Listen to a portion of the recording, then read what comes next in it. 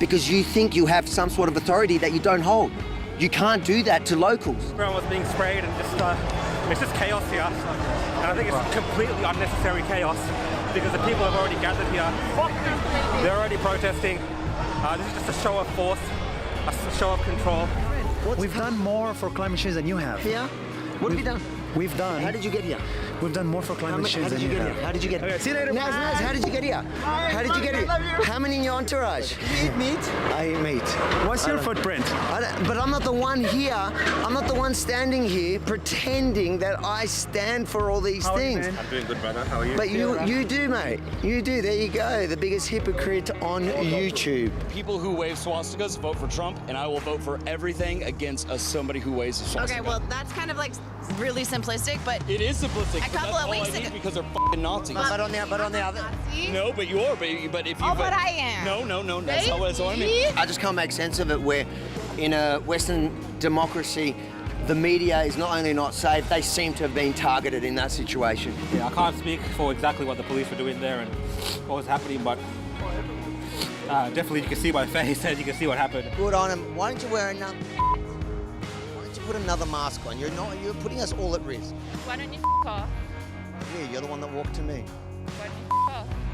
How does it feel knowing that your group attacked the only here? So you should Where are you from? Where are you from? off. Where are you from?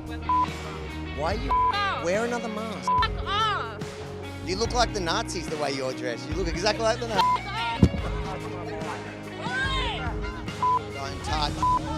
Two groups gathered here. You've got the Free Palestinian side, the pro-Palestinian side. On the other side, you've got a small group of Israelis there. They're from the community. This is most likely their neighborhood. They claim it's not about anti-Semitism, but they keep throwing coins, throwing notes, showing us notes. This is 100% about Jews, not about Israel. And we've imported this hate, and their useful idiots on the left are enjoying and participating in their Jew hatred. You should shave your beard Why? because it's like a bit messy down here. Yeah. You don't know about different cultures, or do you just think you do? I don't know about different cultures. Always go around telling people of color what to do, how to dress. No, I don't. I'm asking you. Do you always go around telling people of color how to dress and how to look? I want to hear about Daniel's breakfast. Yeah. That's That deflection. So the white anti-fascist being called out for his actual racism, Did you eat and the he's yogurt? deflecting by talking about nothing. Did you? Listen, stick to what you find do out what best. Daniel had for Your breakfast? racism. Take your mask off, bro, and talk to me. Don't be a coward, bro. Don't be a coward, man.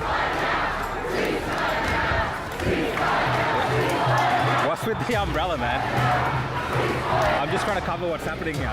Why wouldn't I be here? Why? Because you guys are so peaceful. Because you're so peaceful. You're all so peaceful. I wouldn't be here, the Jews wouldn't be here if the police weren't here to protect them. Making the point that they are a violent mob. I'll stop now because you're asking me quite aggressive questions. Well, I think and the I whole didn't ask to be interviewed. This is an interview done against my approval. And if vaccination excused- is also no, if the vaccine. excused, If this interview People is are forced vaccinated. Do you think that's okay? That's against their will, and that's WHO pushed the vaccine. No, I have never called for forced vaccination myself. Why is that not the WHO official position?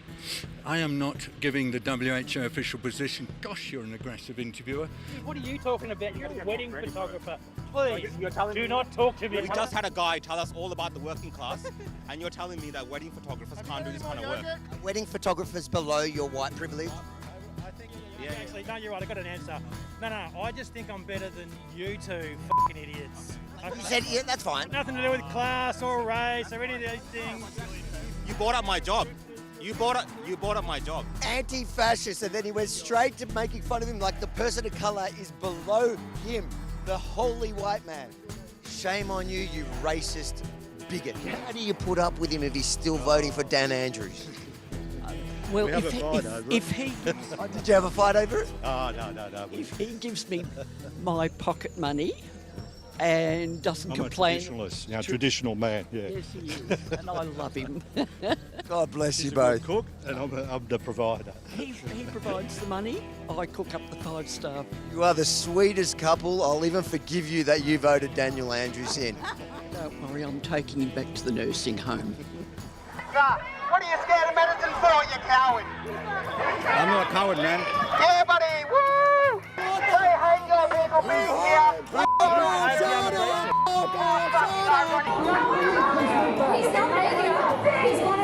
When someone's like talking about something that directly affects you and they have no skin in the game. None, nada, zero. How do you feel about Israel and Palestine? I mean, I don't think the genocide in Gaza is good. Do you have skin in the game?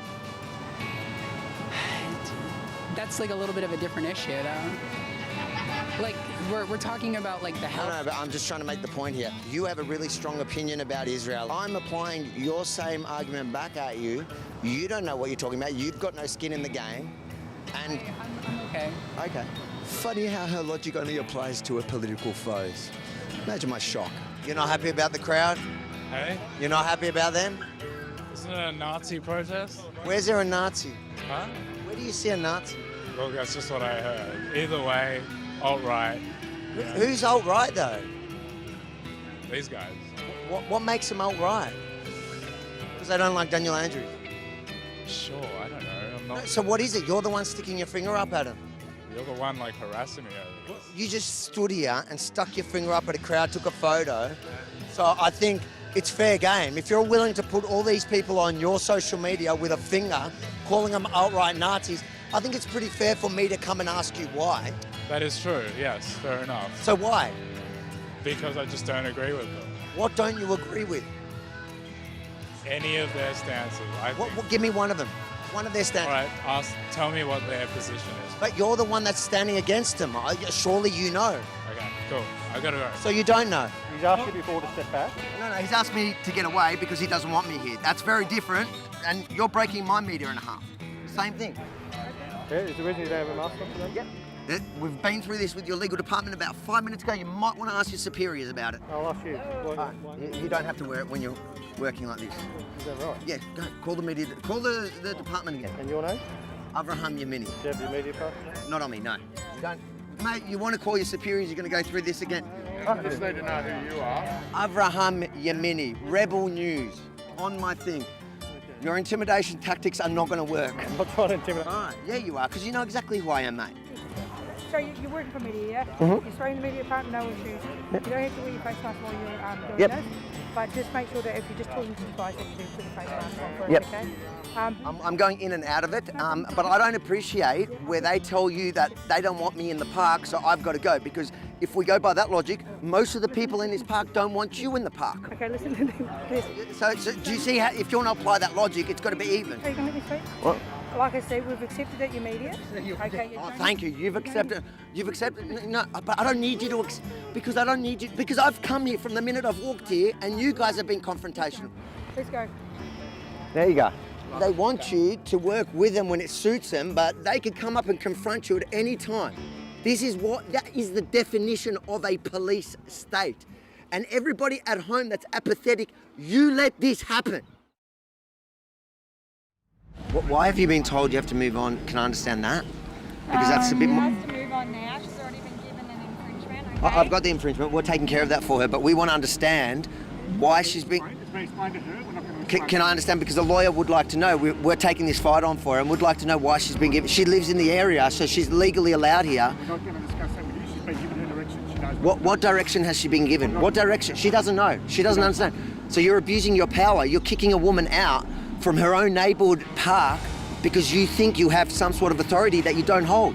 You can't do that to locals. Everyone was being sprayed and it's just chaos here. And I think it's completely unnecessary chaos because the people have already gathered here. They're already protesting. This is just a show of force, a show of control. We've done more for climate change than you have. Here? What have you done? We've done. How did you get here?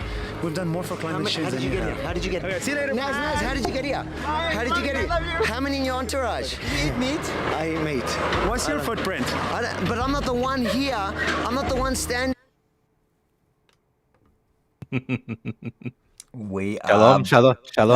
I love it. I love it. And you're not even putting it on because literally for the last 2 weeks, now.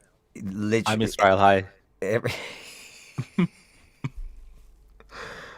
time you talk That's a good song. The one you put on my playlist, that was good. So, Israel Chai. And what did you put on my playlist? This trip is, I think we've both, like everyone thinks everyone thinks that I've indoctrinated you. I even did that post of you at the Western Wall with the caption, "We got him."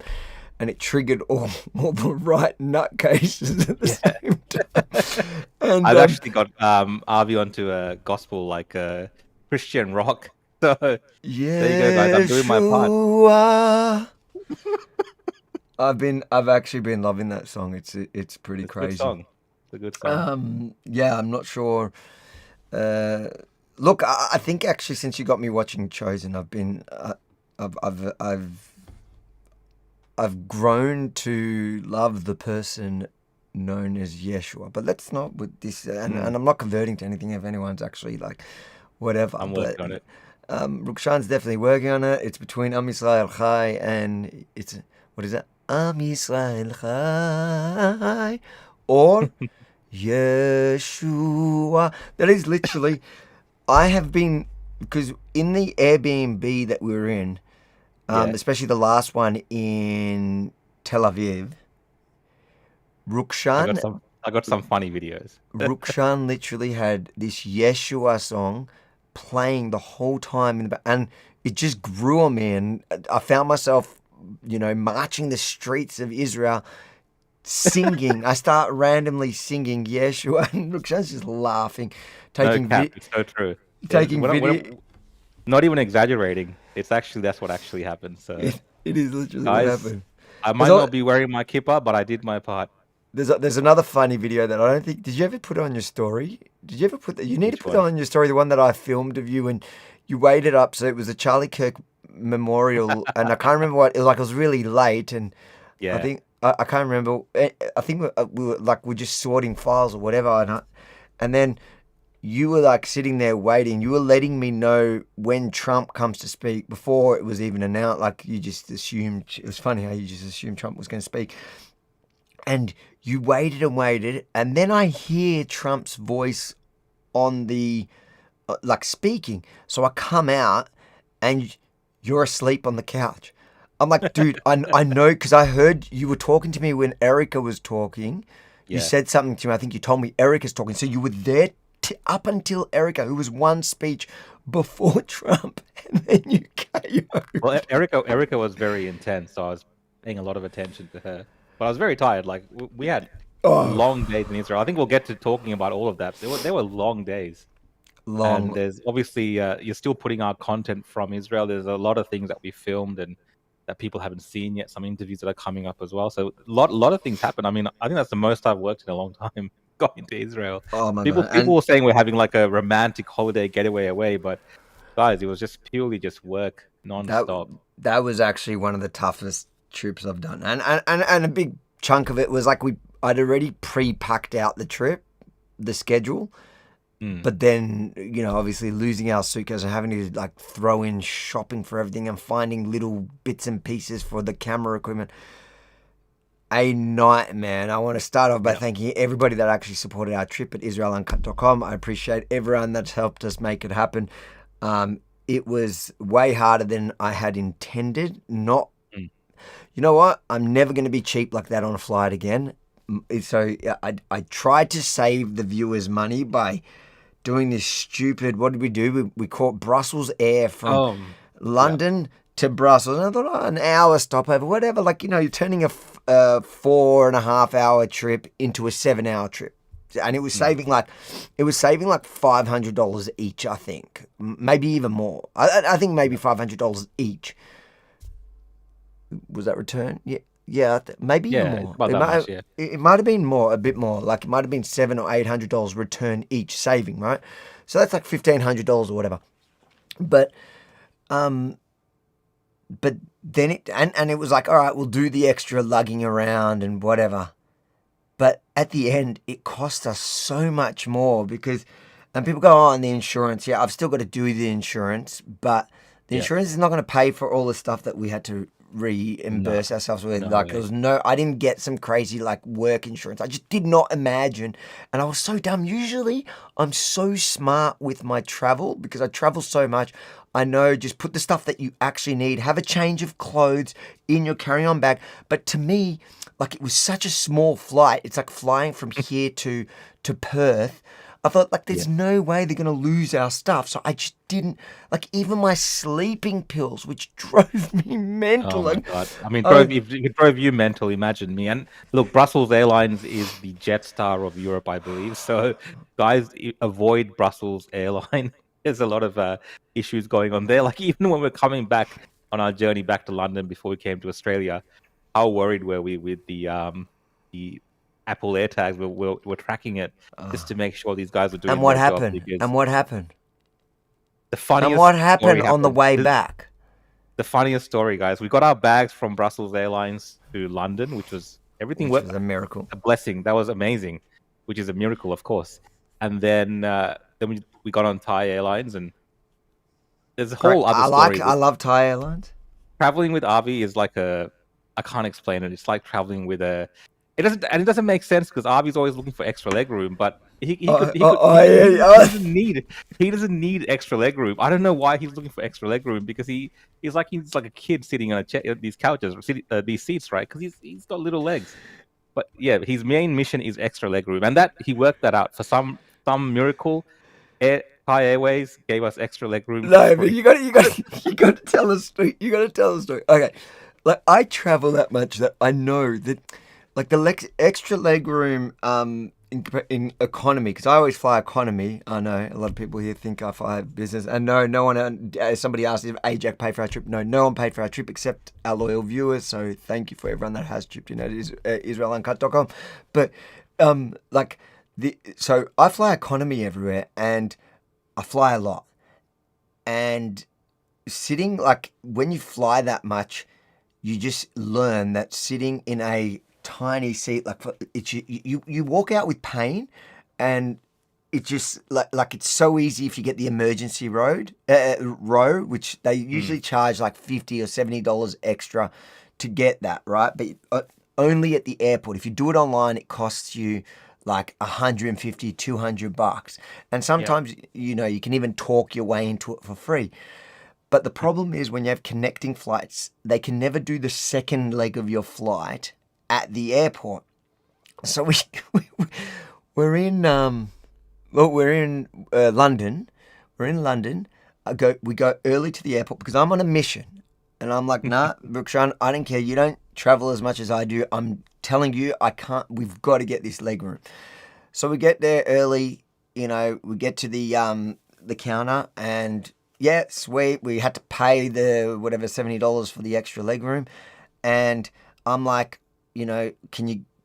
I know they already can't because I've had this problem before. I'm like, can you do something about the second leg? So the first leg is London to Bangkok, which was like, it's the longer one. Yeah, it's the longer one, but it also was like the one when we were less tired and we probably didn't even need to sleep for half of it. So I go for the second one from Bangkok to Melbourne, and they're like, no, we can't get in the system, blah, blah, blah. Anyway, so I'm on a mission. I reached out to, I'm sitting in the airport, reaching out to Thai Airways in every single way that they have. So on their website, like I'm trying to call them. I'm trying to call them in Thailand. I'm WhatsApp messaging them. I'm emailing them. They're sending me messages. Let's see if I could see it. It was because I was sending the screenshots to thing. Anyways, they basically told me on WhatsApp here, Thai Air. They were like, they go, they answered my thing. Preferable seats must be completed at least 60 hours before departure. Kindly ask staff at check-in at Bangkok. And I'm like, you can't. We don't have a big layover. They go, we cannot open the seat map if it is less than 48 hours before departure. Please select your seat at the counter. And I did this like crying emoji. Up until right now, I still don't know what actually worked, because what happened was when we arrived in Bangkok, so I'd emailed, I called, I did the WhatsApp communicating, and we get to Bangkok, and the counter that they're saying that we had to go to was literally on the other side of the airport. And I'm making Rukshan run across the We went airport. there, guys. We had just landed. Let me tell you this part of the story. We had just landed, pretty wrecked. I mean, we have the option of maybe sitting in a lounge or something, relaxing, but no, we have to run across the airport. It's a big airport, Bangkok International Airport. It's I like think 20 about minutes to go. It said it said 700 meters one way to get to this term. No, no. For that one, I think it was like 1.4 Ks. Well, yeah, I was gonna say no. I saw 700 somewhere, but it felt like I think it ended up being 1.5, 2 Ks. Massive walk, and Avi, you can't even keep up with him because he's going so fast, because he's so mission orientated on getting this extra leg room. That's the hardest I've seen him work. The hardest I've seen him ever work in his life is try to get extra leg room. I've never seen anything like this, and the whole trip is pretty much just. The flight part of it, the flight experience is just talking about extra leg room. But yeah, you made it to the transfer desk. What happened? And then what did they said to us? So they basically look at the computer and they're like, oh yeah, they've changed your seats and they reprinted us these new tickets. And we didn't know what was going on. We go all the way back to the gate. When we get to the gate, you got to the gate first because I was on my phone and I walked past the gate. And you're like, oh, I don't know what happened. They pulled us up and they pulled us both to the side and there's like a massive line trying to board the plane. And we're thinking like, what's happened to our tickets? Like, we've just had such a bad experience with flying from the Brussels air and losing our bags. So we're just thinking the worst has happened. Anyways, they take us to the front counter, skip the whole line, and they're basically confused why we have the new tickets, because one of the things of communication obviously got through, and they'd already shifted us for free into the extra legroom seats, and then they like walked us onto the plane like ahead of everyone. We got like the red carpet because I drove them so crazy. And the funny thing is, we were sitting on the plane, and there were a couple like extra legroom seats free next to us, and people tried to sit in them, and this hostesses started going off at them. No, you got to pay for these seats. You've got, and I'm just looking at Rukshan going, damn. Anyways, people are telling us that we're stretching out this story. It was funny. I know. Look, guys, if you had to be there. Had to be there. But it's funny. It's good fun traveling, and we had a lot of experiences like that on our travel that I wish we had filmed, and maybe we'll share those stories throughout today's podcast. Because guys, as much as we're talking about the news today as well, we do want to recap some of the stuff that we did in Israel and talk about some of the experiences that we had as well. But obviously, big news, Avi, from Israel. And massive from the US. Some of the biggest news we've had in a few months as it relates to this particular conflict. So we'll be getting to all that. But any ground rules for the housekeeping? So remember the chats below us are the chats on our YouTubes. So below Rukshan is his YouTube chat. The one below me is my YouTube channel. So get involved. It literally publishes your comments straight up. And obviously, as usual, all the super chats we'll read and appreciate, and thank you in advance for all the super chats. You are the ones that make this possible. Aside from that, make sure to smash that like button, hit share, help the algorithm love it. Let's get back into our opposition podcast. Look, today I was struggling with time, literally, because of this news that's just come out.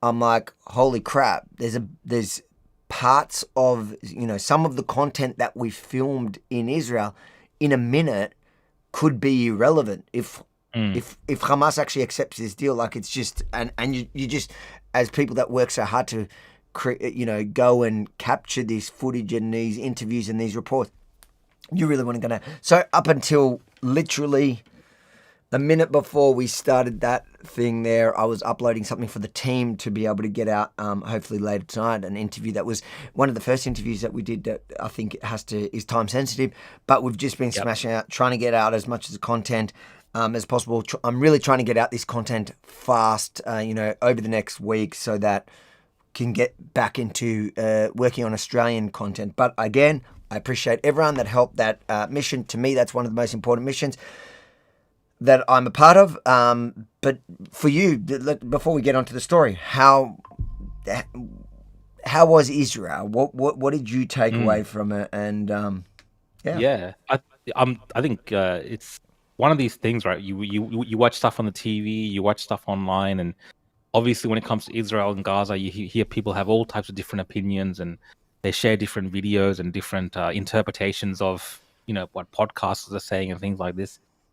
But actually going there on the ground, and people are talking about Gaza in the comments and stuff. Yeah, we went into parts of Gaza as well, where it was able to be, where journalists were able to go, and actually being there and seeing things firsthand, and talking to people firsthand, and experiencing Israel firsthand, and the different types of people who are in Israel, because you hear all sorts of wild stories about Israel. It changes your perspective. Like anything, like being there in person and actually seeing things for yourself.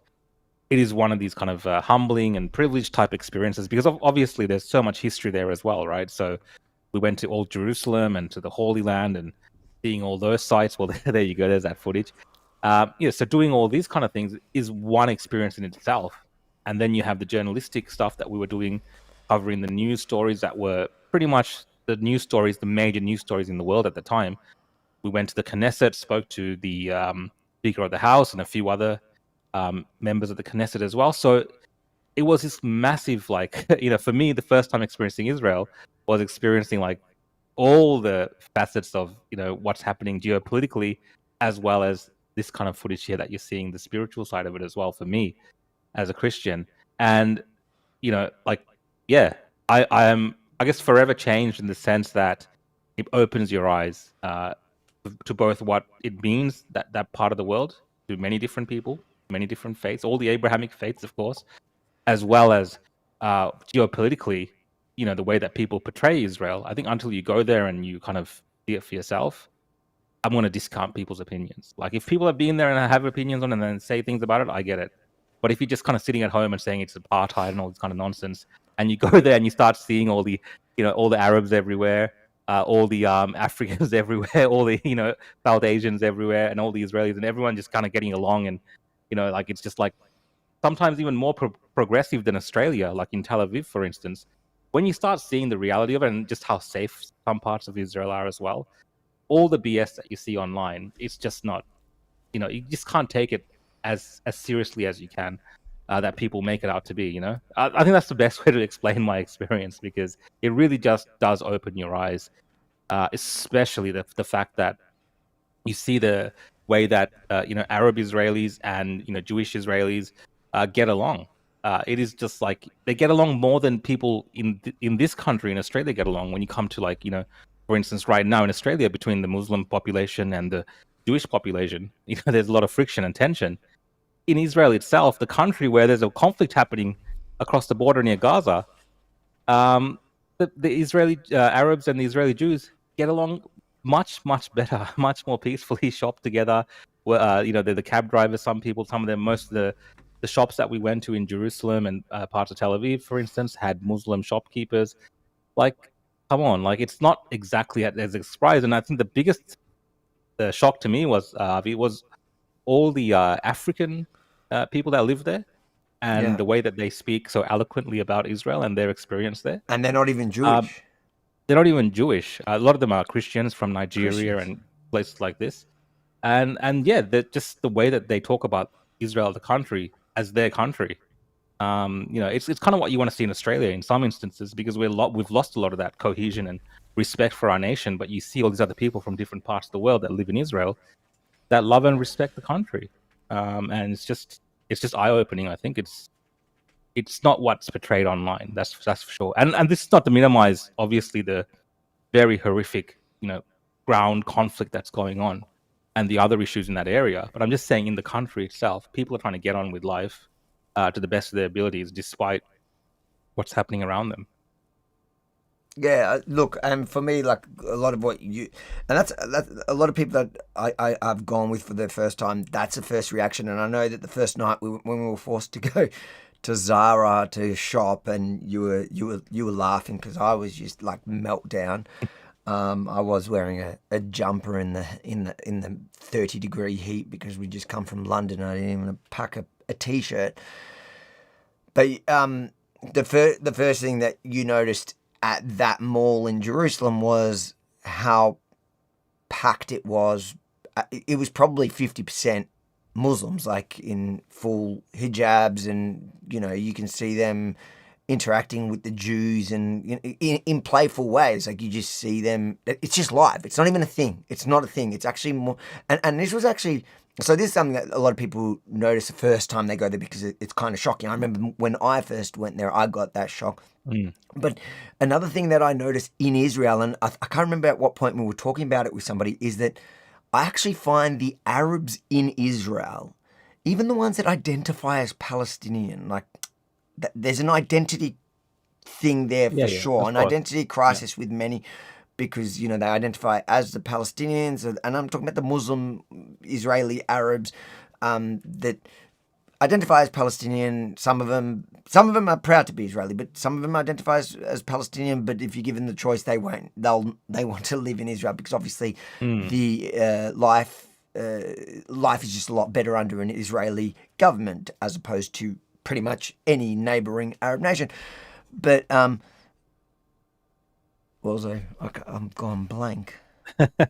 Oh my God! I'm so tired. You say you noticed something, but on that point you're talking about, what I did notice was, in terms of the way that people are separated, I felt more so that in Israel proper, there are parts where like Arab Israelis can pretty much go everywhere in the country and mingle with people and own businesses and do things.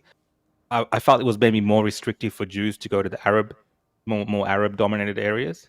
Not that maybe it's not a major thing, but it felt more like that. It felt like more there's more freedom within Jewish areas for everyone to coexist and mingle, and there's probably maybe a bit more, you got to be a bit more careful, maybe. Like I get what you're saying. It's true. That I got. It's true, but the point that I was trying to make is that actually I find the Arabs there though, even in those Arab neighborhoods, I often find those Arabs in Israel a lot less intense and driven by hate and crazy as the ones you see here in some of the enclaves in Australia. Like that's the craziness of it. Like it's the melting pot is actually far greater in Israel, even among many that identify as ethnically Palestinian and Jews. And I know it doesn't make sense to people that haven't been there because that's a complexity of this situation. Like people who don't know, if you haven't been there and haven't seen it with your eyes and understood, there's obviously Gaza and the West Bank, and then there's all the Arabs inside of Israel proper. And then there's the different experiences of each, and then obviously the country. It's so there's obviously so I found that this time, but the thing that this trip for me that I found eye-opening was going to the protests, and because I didn't know what to expect. I didn't know. I've never covered really protests in Israel, so I didn't know, because I've covered protests around the world, to be honest, from Hong Kong to Britain to Australia I've been everywhere, America. Like I've done protests everywhere, and especially left-wing protests, I didn't know what to expect. Whereas like left-wing protests in the West generally are anti the state and anti the history. They won't wave an Australian flag. You go to any left-wing protest here and you will not see a single Australian flag. And we went to the left-wing protest and I had no idea what to expect. And I was shocked. I was pleasantly surprised. And we unpacked it as we were going along, because what I realized, something that I suspected beforehand, is that, like leftists in Israel still have to, they actually have to live with the consequences of their ideology. So like a lot of those people, if they lived in Australia, they probably would be crazy like the lefties here, right? But because their ideas, especially the ones that have to do with security and, multicultural, like open borders, things like that, actually affects them in a real life or death way, they're a lot more reasonable and rational about it, and they're able to engage. That was the biggest thing. You could have people from opposing views that were able to engage. That's not saying that there aren't extremists from the left and right in Israel. We met one of the crazy extremists, but even they didn't turn violent on me. And I'm not saying that they never do from the extremes, obviously. But as a general rule, when we went to those left-wing protests, like even talking to you, remember that Marxist socialist, like... Yeah, I mean, I was going to say that, like, I don't mind the Marxists and communists and socialists in Israel because at least they're not trying to beat you up. They'll at least talk to you about their ideas in a reasonable fashion for now. And at one point I was like, dude, the Marxists in Australia, they will turn around. If you say Israel, they'll say, like, wipe it off the map. That's the same... I would put money on it. Anyone who identifies as a Marxist in Australia would share the opinion that Israel should be wiped off the map. And I said that to him and he goes, well, they're not my partners. It's just, he believes in that fucking ridiculous ideology. Oh, sorry, I'm swearing now. But it was interesting. And that was eye-opening to me. And I walked away from that going, I wish the rest of the world was like that, where both sides, so the left and right, are patriotic. And they were telling us, like, lefties at rallies, all holding their Israeli flags, calling themselves patriots. They just don't like the Bibi Netanyahu right-wing government. Yeah, that's the thing. So it's like, people try to say it's a genocidal, dictatorial kind of government and regime, but that's when on the ground, that's not what you get. You get a sense of people actually fighting for the policies associated with the war. You have... we saw hostage families camping outside the house, the residence of Benjamin Netanyahu, for instance, in Jerusalem. So it is this dynamic mix of people who are very aware of what's happening around them in terms of the security risks to their country and their nation, but also they're not giving a green light to everything the government's doing. Like, people are actually fighting for what the government should do, and I think a lot of that does actually end up having pressure on the Netanyahu government. Even when we're looking at the decisions that were made today, I would say those protests, those other Israelis, the hostage families who are making their voices heard, all that comes into play. So it is a 100%. thriving democracy.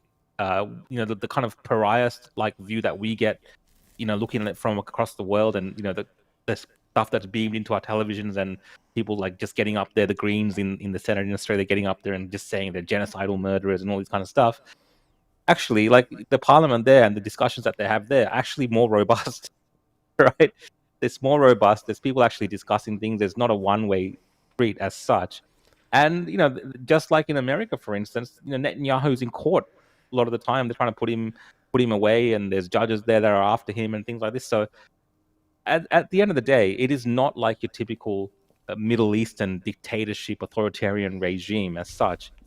This is a government that is engaged in what they say is justified war, and I know people have different opinions on that. And then you have a people that either vehemently disagree with the government. The extent, Avi, you interviewed that lady that says that she believes Hamas more than she does her government. So there is that mix of views in that country, and that changes the policies, I guess, in the country is what I'm trying to say. It's not just one-way street. There is, democracy at play in Israel. And the fact that she could have it, and that was what I kept saying to her, is like the fact that you can have these views here in the heart of Tel Aviv on the street tells me it's a thriving democracy. And she was, she was like a cooker from the left, like the far left, but, standing there and ironically denying that there is democracy or freedom of speech in Israel when she's literally doing that. And there as a group there and nobody's stopping them from doing it. And there was a couple of people that tried to say, oh, democracy is on its way out, but they just hate Netanyahu, and they say that he's trying to stamp out democracy. But it's a kind of rhetoric that you get. The fact that they're saying it proves that there's a democracy, and that's what I said to him. And the fact that there was such a large protest, like the protest on the Saturday night, we found out later was one of the smaller ones, but I would guess there was at least 10,000 people there, right? Yeah. The bigger ones were, they say, 80 to 100,000 people. But still, it was a large, peaceful protest against the government. What we figured out by the end of it is that most of the people, like everyone we asked, were actually protesting the government prior to October 7. They just now have an extra thing that they've kind of using, although I do believe that all of them do want the hostages home. You can watch some of those videos with them. Let's read a couple of these super chats and then break down today's stories, I reckon. What do we got? Eric. Welcome back, fellas. Good to be back, Eric. Thanks for the super chat, mate. Cheers for the super chat. Welcome back to the super chats. That's what we got to say. There's another Eric. Did they give you a strong ground drink when you got your seats? Welcome back. I'll be honest. I am somebody that this is usually my trick, is grab a couple of wines at least, usually 2 to 3 wines, and have, because on the packet of my sleeping pills it says do not mix with alcohol, and so like that tells me that makes it way more effective, and it knocks me out. But I didn't do it this time because sometimes that makes me a bit nauseous by the end of it, and I wasn't in the mood. So I didn't drink anything. In economy, the drink service is not what it used to be. Now they give you the Coke in like the little cup. They used to give you the cans, and now the it's wine like a is cup and the with wine a bit of is, ice. the wine burns as it comes down. So but thanks for the super chat, Eric. Rukshan, and I think. Oh, 1 second. Eric gave us another one. What did he say? Strong drink autocorrect net. Oh, yeah. Thank you. And we have. Oh, you're gonna have to read this one. What does it say? In Shun chat it says, Avi, Rook, good to have you both back in Oz. Why do you think the Commonwealth countries want to recognise a Palestinian state? Also, if Kamala Harris had won, do you think she would recognise a state? It's a good question, actually.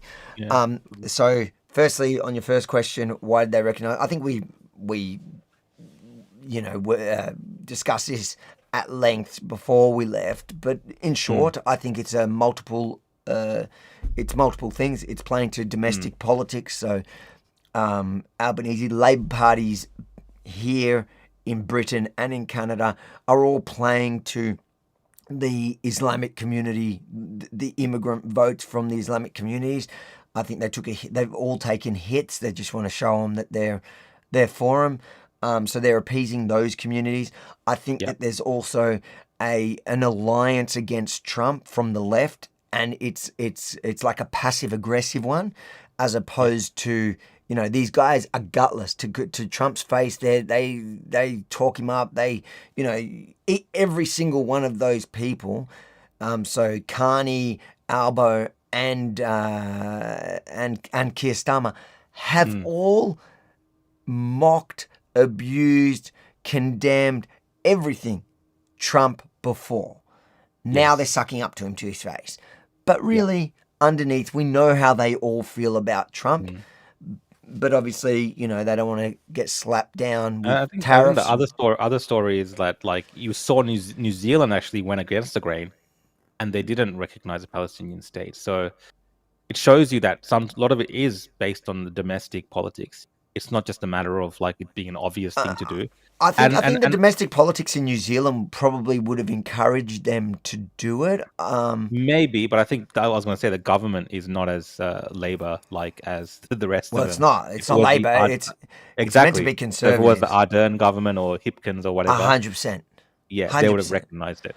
So that plays into it. The other thing is, Avi, a lot of it's symbolic. So, Sri Lanka, I'm just going to bring up a Sri Lankan point here, was amongst one of the first countries in the world in the 1980s or the 70s, I think it's the 80s, to recognise a Palestinian state. I think the second or third country in the world. So this has been symbolic for a long time. Even now today, despite what you hear in the media and what people say, a lot of this is symbolic.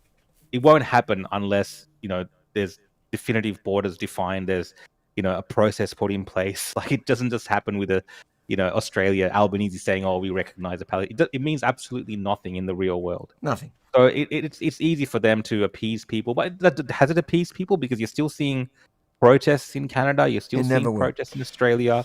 They're It still never- asking for more and more and more. So it's not about that. It's a bigger thing for the activists. who Well, are pushing it. when you say appease people, it depends who you think they're trying to appease. Are they ever going? I don't think they believe that they're going to appease the protest class, who are really part of the Greens or the Socialists or whatever. Obviously, they're never No. going to make them happy.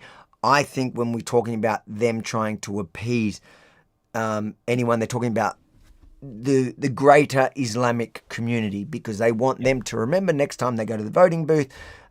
We did do this. You have two options. Remember, you have one that will recognize Palestine, and the other one that will take a hardline stance. That's the appeasement side of it. But again, I don't think it's just the appeasement. I think that there is that undertone of that alliance and the passive aggressive kind of hits to Trump, which leads into obviously today's story, which is so huge.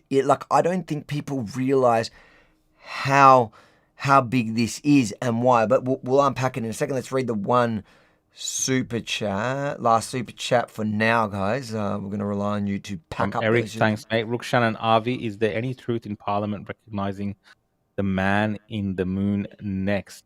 Why not? Is there any truth in Parliament recognizing the man in the moon next? I'm assuming that's a joke. Yeah. I'm assuming. Why I'm gonna look not? up. The man in the moon. If you can recognize Palestine, you can recognize anything. Okay. So let's go on to this story. We'll just play the Fox News piece on it, or at least part of it. The White House also releasing a map detailing the different phases of IDF withdrawal within Gaza. Fox News White House correspondent Peter Doocy was there, and he's now here to give us the major takeaways. Peter? And, Will, there are 20 principles of peace, they call them, that the U.S., President Trump, and the Israelis, Prime Minister Netanyahu, agree to. We don't know yet how many of those points Hamas negotiators will agree to, because the U.S. doesn't talk directly to Hamas. They rely on calls to Qatar to pass messages back and forth. Arab and Muslim partners are fully prepared to step up and fulfill their commitments for the benefit of the people of Gaza and the entire region. They're willing to step up and do a lot. They really are. There are a lot of good people involved. With this, President Trump is formalizing his plan from a few months ago to redevelop Gaza into the Riviera of the Middle East. One of the points here is the Trump economic development plan to rebuild and re-energize Gaza. Lots of possibilities, but first today, Netanyahu had to do something. He had to call Qatar and say sorry for strikes inside Qatar that unintentionally killed a Qatari serviceman. Now that that's out of the way, the burden is going to shift to the Palestinians. I challenge the Palestinians to take responsibility for their destiny, because that's what we're giving them. We're giving them responsibility for their destiny, fully condemn and prohibit terrorism and earn their way to a brighter future. They don't want the life that they've had. They've had a rough life with Hamas. So, firstly, I'll pull up the actual 20 points and we can probably go through them. But I did find it hilarious that Trump made Bibi call Qatar and apologise. But the significance of that for people who want to understand what's actually going on there would mean that Qatar is in on this. And that's huge. So the countries that we know, and especially the Islamic countries that are in on it supporting this, is Qatar, Saudi Arabia. These are both countries that don't have normalized relationships yet with Israel. Obviously UAE, Jordan, Indonesia, which is like a massive one. It's the largest Muslim by population country in the world. Pakistan is supporting this. So, but I think the most important one there is Qatar, because the thing here is Qatar is always hosted and protected, and that's why Israel had targeted those leaders in Qatar and failed. And you know what? I don't even know. I'm looking at that whole strike on Qatar, and I'm wondering whether they intentionally failed and it was just all part of this. I don't know. A lot of this, Avi, like, you know, I my suspicions are still a lot of this is just US planned. Yeah. And that's not going into conspiracy or anything like this. I think even those strikes on Qatar and all of that is being done with the approval of Donald J. Trump. and it really is to bring people to the table, and to put ultimatums out there that these things can happen. We can unleash Israel, for instance, in that region, and even this whole 20 points that he went through. What did Trump say at the end of it all? If they don't agree to this, well, you're free to finish the job. And this is the way that Trump does diplomacy. So this whole theatrics with calling Qatar and saying sorry, like Qatar was never going to attack Israel back. No, but that's why it's important to understand. It allows them to save face, but it proves that Qatar's in on it, and Qatar's a part of this. This transition of power. So this is essentially the 20 points. You have Gaza will be de-radicalized, terror-free zone that does not pose a threat to its neighbors. I love how this is the 20-point plan. So that's what it starts with, which is exactly, you've got to remember what were the two objectives of the war from Israel's perspective was get all the hostages back, and Israel and Hamas lays down its arms and is not involved in any way with the new governance of the Gaza Strip. 2, Gaza will be redeveloped for the benefit of the people of Gaza who have suffered more than enough. 3, if both sides agree to this proposal, the war will immediately end. Israeli forces will withdraw to an agreed-upon line to prepare for a hostage release. During this time, all military operations, including aerial and artillery bombardment, will be suspended, and battle lines will remain frozen until conditions are met for the complete stage withdrawal. So what's important there is that, where was it? The war, is this where they say during this time? Okay, so that's prior to the thing. And then in that period, 4, within 72 hours of Israel publicly accepting this agreement, all hostages, alive and deceased, will be returned. And that was a massive one, because that's like, they've been drip feeding them through the, for the first, whatever it was, 200 or whatever it was. Here they're saying it's in one hit over the 72 hours. I highly doubt they're going to be doing, those shows of, those rallies that we saw, those horrific rallies that we saw, where, even to the Bibas children. It was honestly, it's like, it was just weird shit. Like, people just looking at that stuff and thinking that's normal. It's like weird. Yeah. For a hostage swap to hold like little rallies like that with people and coffins and things like this. It's barbaric. It's just sick and depraved. It's not normal. It's very terroristic, and obviously these people aren't all there in terms of the Hamas side of things. So yeah, it's not normal, guys. Like, if you looked at that and thought that was somehow kind of a normal thing that you were watching, it wasn't. It was sick. 5, once all hostages are released, Israel will release 250 life sentence prisoners plus 1,700 Gazans who were detained after the 7th of October, including all women and children detained in that context. For every Israeli hostage who remains, whose remains are released, Israel will release the remains of 15 deceased Gazans, which to me is interesting. Well, firstly, so 250 life sentence prisoners would be terrorists. So this is a big concession for Israel, because those are convicted terrorists if they have life sentences. You're talking about people, so if you think of it from Israel's point of view, somebody like Yahya Sinwar was on a life sentence. He was prisoner swapped with Gilad Shalit, who was abducted in, was it 2005? 2005, I think, off the top of my head. And he was released as part of a prisoner swap, I think, of 1,000 or over 1,000. So for Israel to concede to that is PTSD, but it is a concession they're making, which is like a concession they've been making with prisoners. That's what they've been swapping in previous hostage swaps through this war.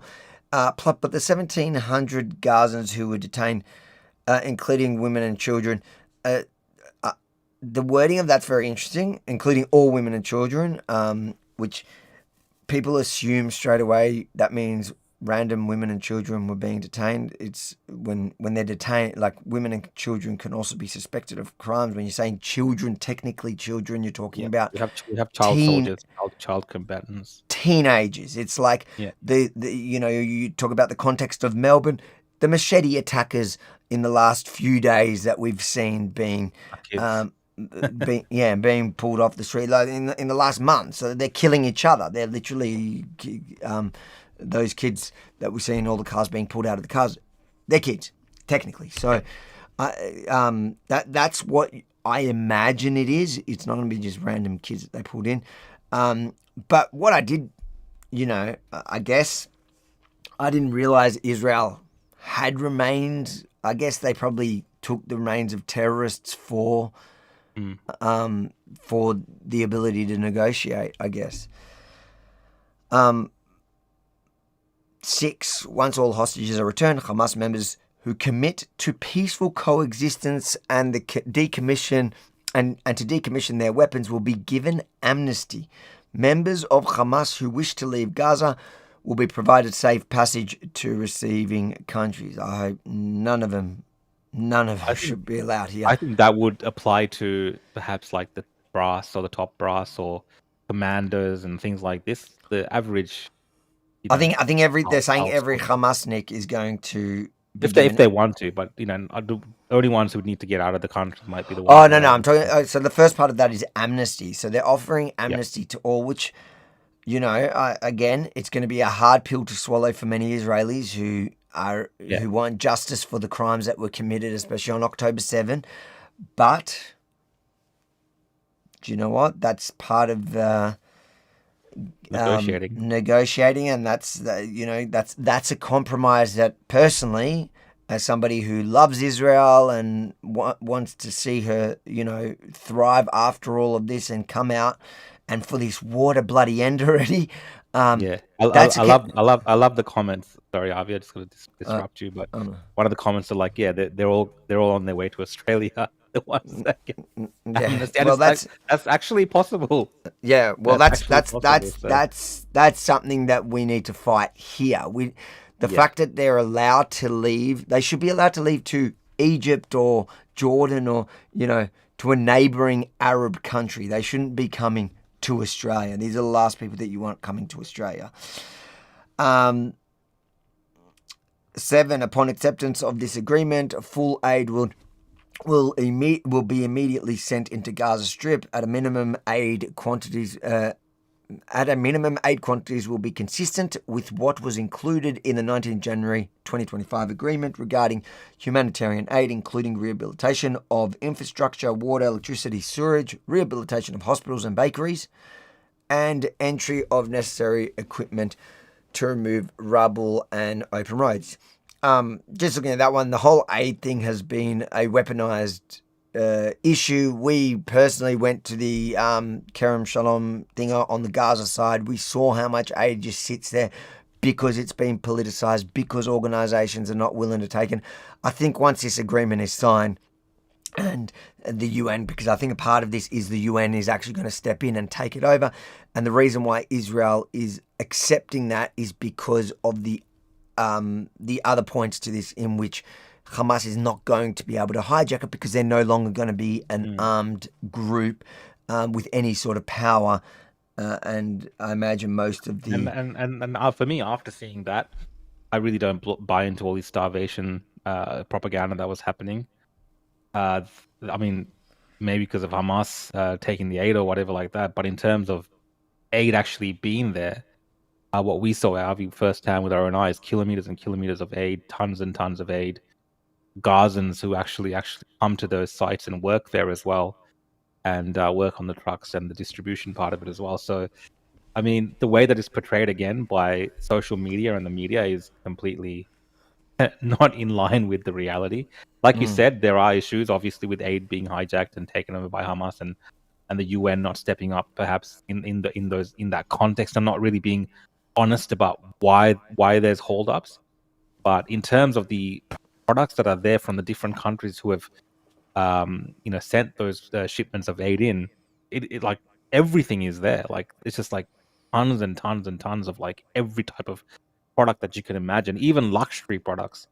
So this is not just your normal aid. This is like everything. It's like a Costco almost. Remember, we saw the products. soldiers, the female soldiers were like, dude, they got Pantene. We don't even get that in the army. As soldiers, yeah. So yeah, like there's just so much aid that's just sitting there for whatever reason, and everyone's blaming each other.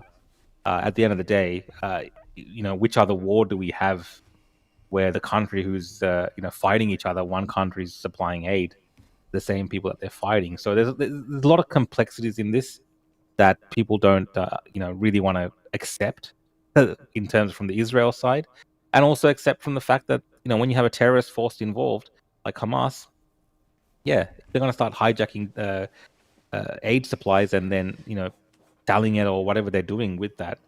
It's going to complicate things. So this agreement, I think, just opens it all up, right?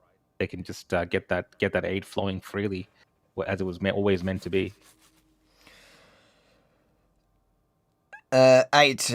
Entry of distribution aid in the Gaza Strip will proceed without interference from the two parties through the United Nations and its agencies. That's what we're talking about, and the Red Crescent, who have been absolutely, both of them have been flops this entire war. In addition, think about it, the Red Crescent hasn't visited a single hostage in that period of time. In addition to other international institutions not associated in any manner with either party, opening the Rafah crossing in both directions will be subject to the same mechanism implemented under 19 January 2025 agreement. 9. Gaza will be governed. Gaza. This is an interesting one. Mm-hmm. Gaza will be governed under a temporary transitional governance of a technocratic, apolitical Palestinian committee responsible for delivering the day-to-day running of public services and municipalities. I'm going for the people of Gaza. This committee will be made up of qualified Palestinians and international experts with oversight and supervision by a new international transitional body, the Board of Peace. And I loved how Trump stopped and goes, I love the what a name, the Board of Peace. It's a beautiful name, that name. Which will be headed and chaired by President Donald J. Trump. And I love how in that one he's even like, I don't have too much to do on it already. I'll take on another job. Of course, I'm going to be heading the Board of Peace. Who else is going to be heading the Board of Peace except Donald J. Trump?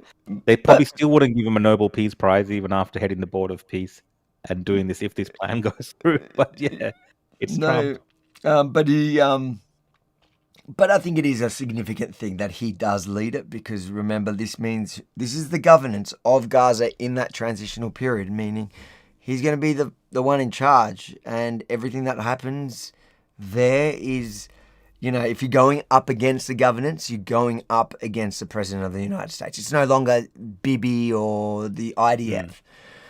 With other members and heads of state to be announced, including former Prime Minister Tony Blair. That one's ruffled a few feathers. I don't even know how I feel about that. It's pretty funny. That's pretty weird. It is, man.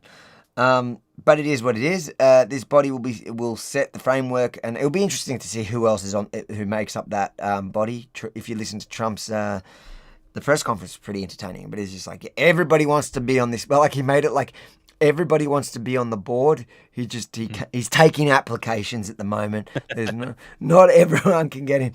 This body will set the framework and handle the funding for redevelopment of Gaza until such time as the Palestinian Authority has completed its reform program, as outlined in various proposals, including President Trump's peace plan in 2020, and the Saudi-French proposal, and can securely and effectively take back control of Gaza. This body will call on best international standards to create modern and efficient governance that serves the people of Gaza and is conducive to attracting investment. What stands out to me in that part of it is, unlike Australia recognizing Palestine and attaching conditions that they, one, can no way enforce, and two, they've now recognized Palestine. So even if the Palestinian Authority, like they didn't expect the Palestinian Authority to complete the conditions prior to recognizing Palestine before rewarding them.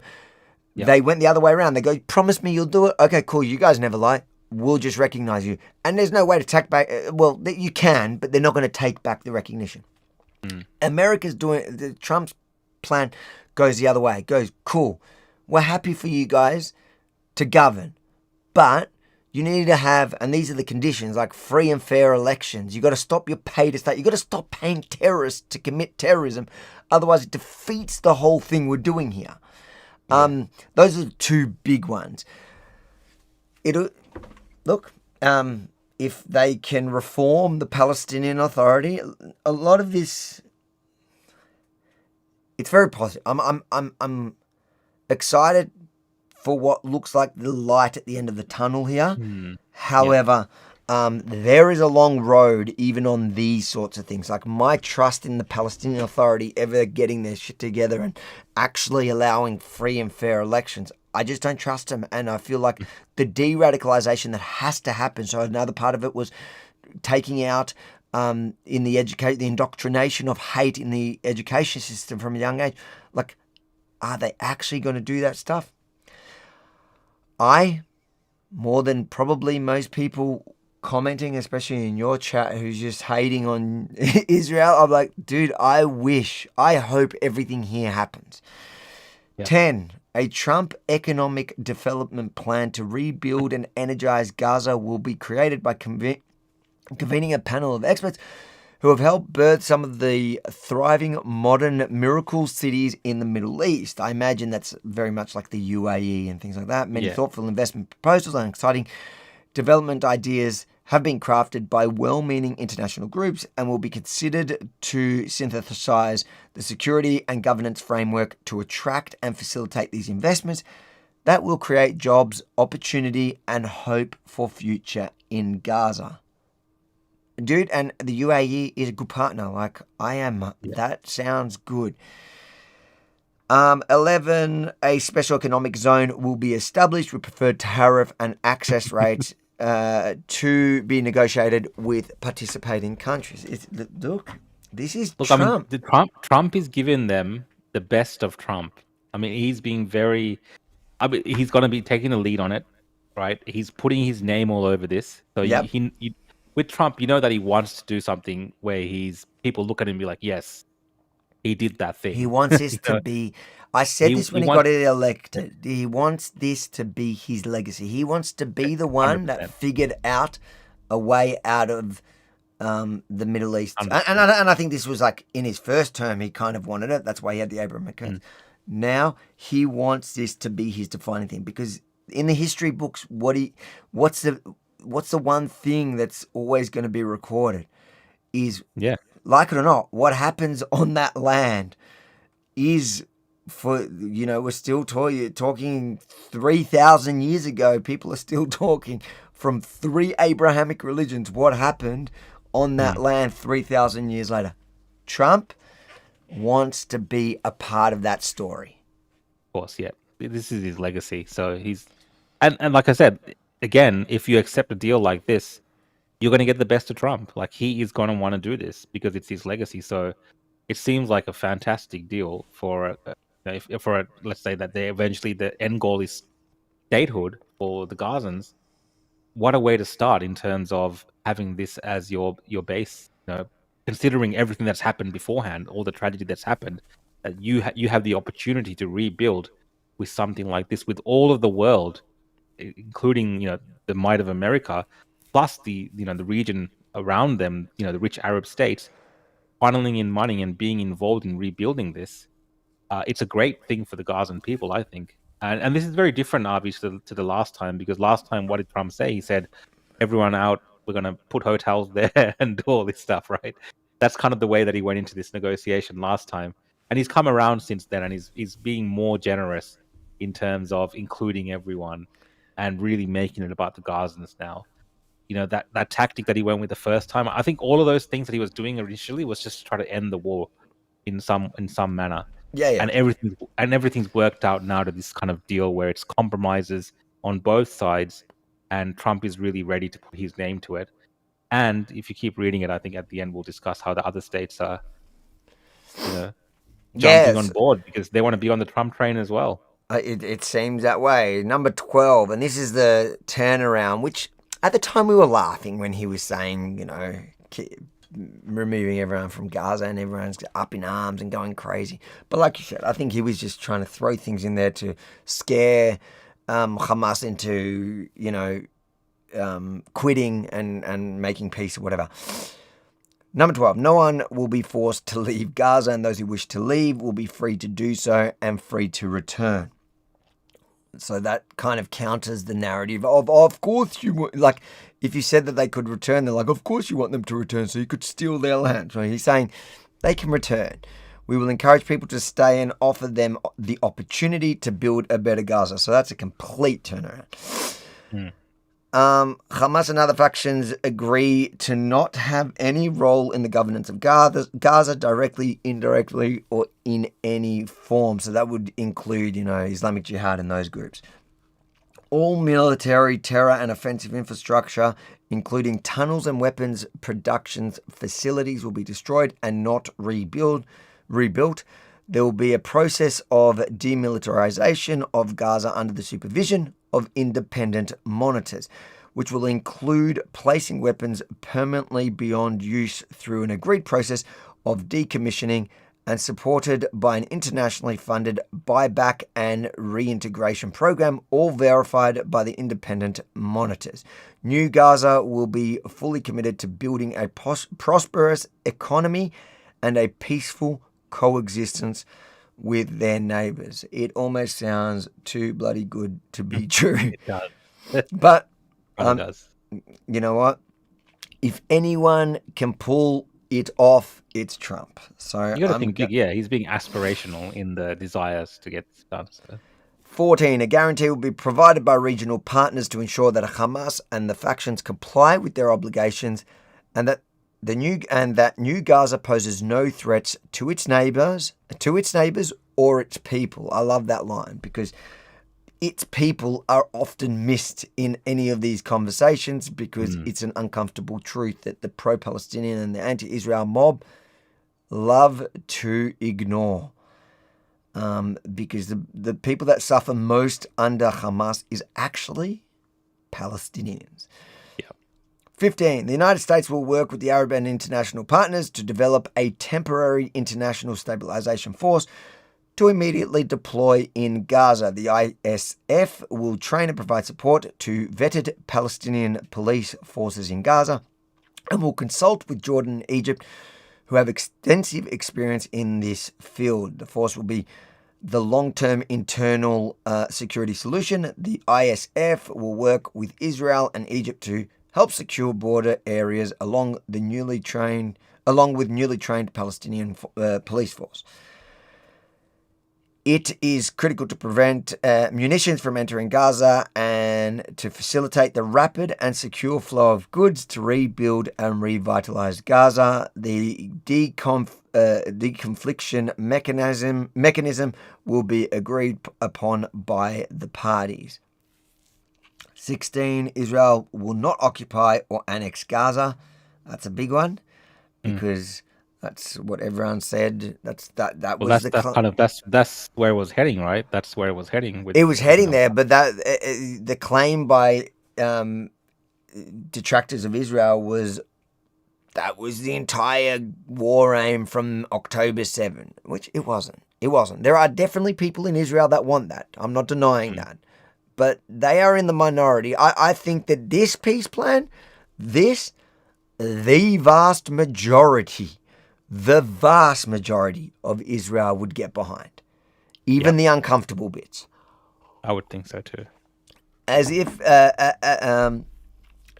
Israel will not occupy or annex Gaza. As the ISF establishes control and stability, the Israel Defense Forces will withdraw based on standards, milestones and timeframes linked to the demilitarization that will be agreed upon between the IDF, ISF and the guarantors and the United States with the objective of a secure Gaza that no longer poses a threat to Israel, Egypt, or its citizens. Because remember, they're also not only to their own citizens, they're a massive threat to Egypt. Hence, they've never opened the borders, and they've got a much bigger border wall along their border with Gaza.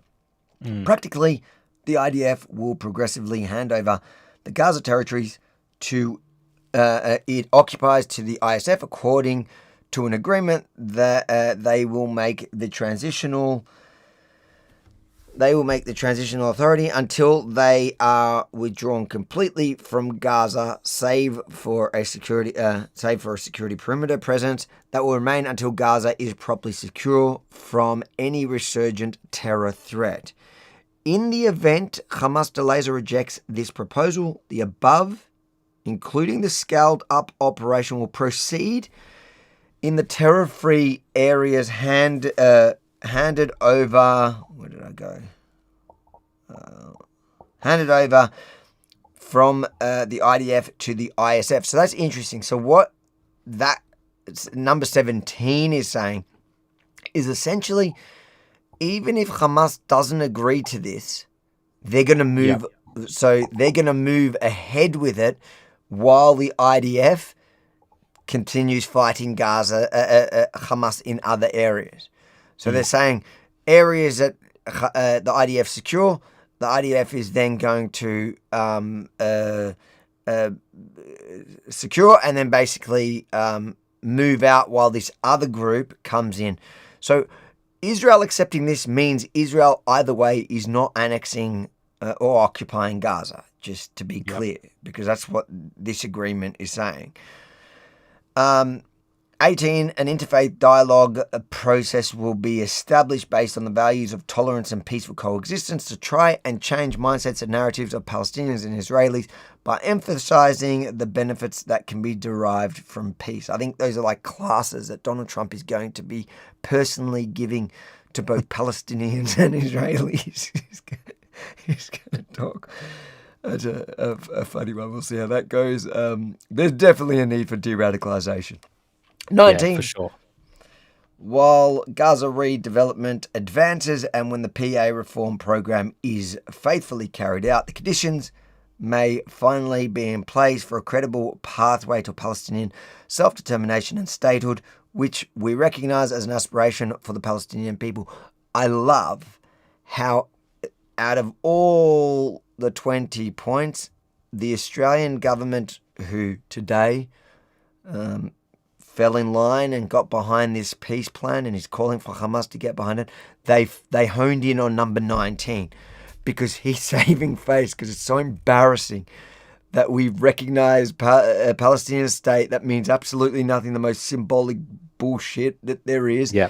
And it did nothing to progress this. It did nothing to progress anything. In fact, if anything, it probably emboldened Hamas and empowered them. They were supporting it. So if you listen to Albo react to it, which we could, but you probably don't need to, he literally just goes, the thing he's most happy about is that there is a pathway to statehood for Palestine, but it isn't. Yeah. It doesn't really mean anything. Like that one is like saying. But even then, Avi, the pathway is number 19. Oh, it's like you got to do all these other things first, and then we'll think about that. And then there's a pathway. What happens? Yeah, and the fact that Albo honed in on that one is just him saving face. 20, the United States will establish a dialogue between Israel and the Palestinians to agree on a political horizon for peaceful and prosperous coexistence.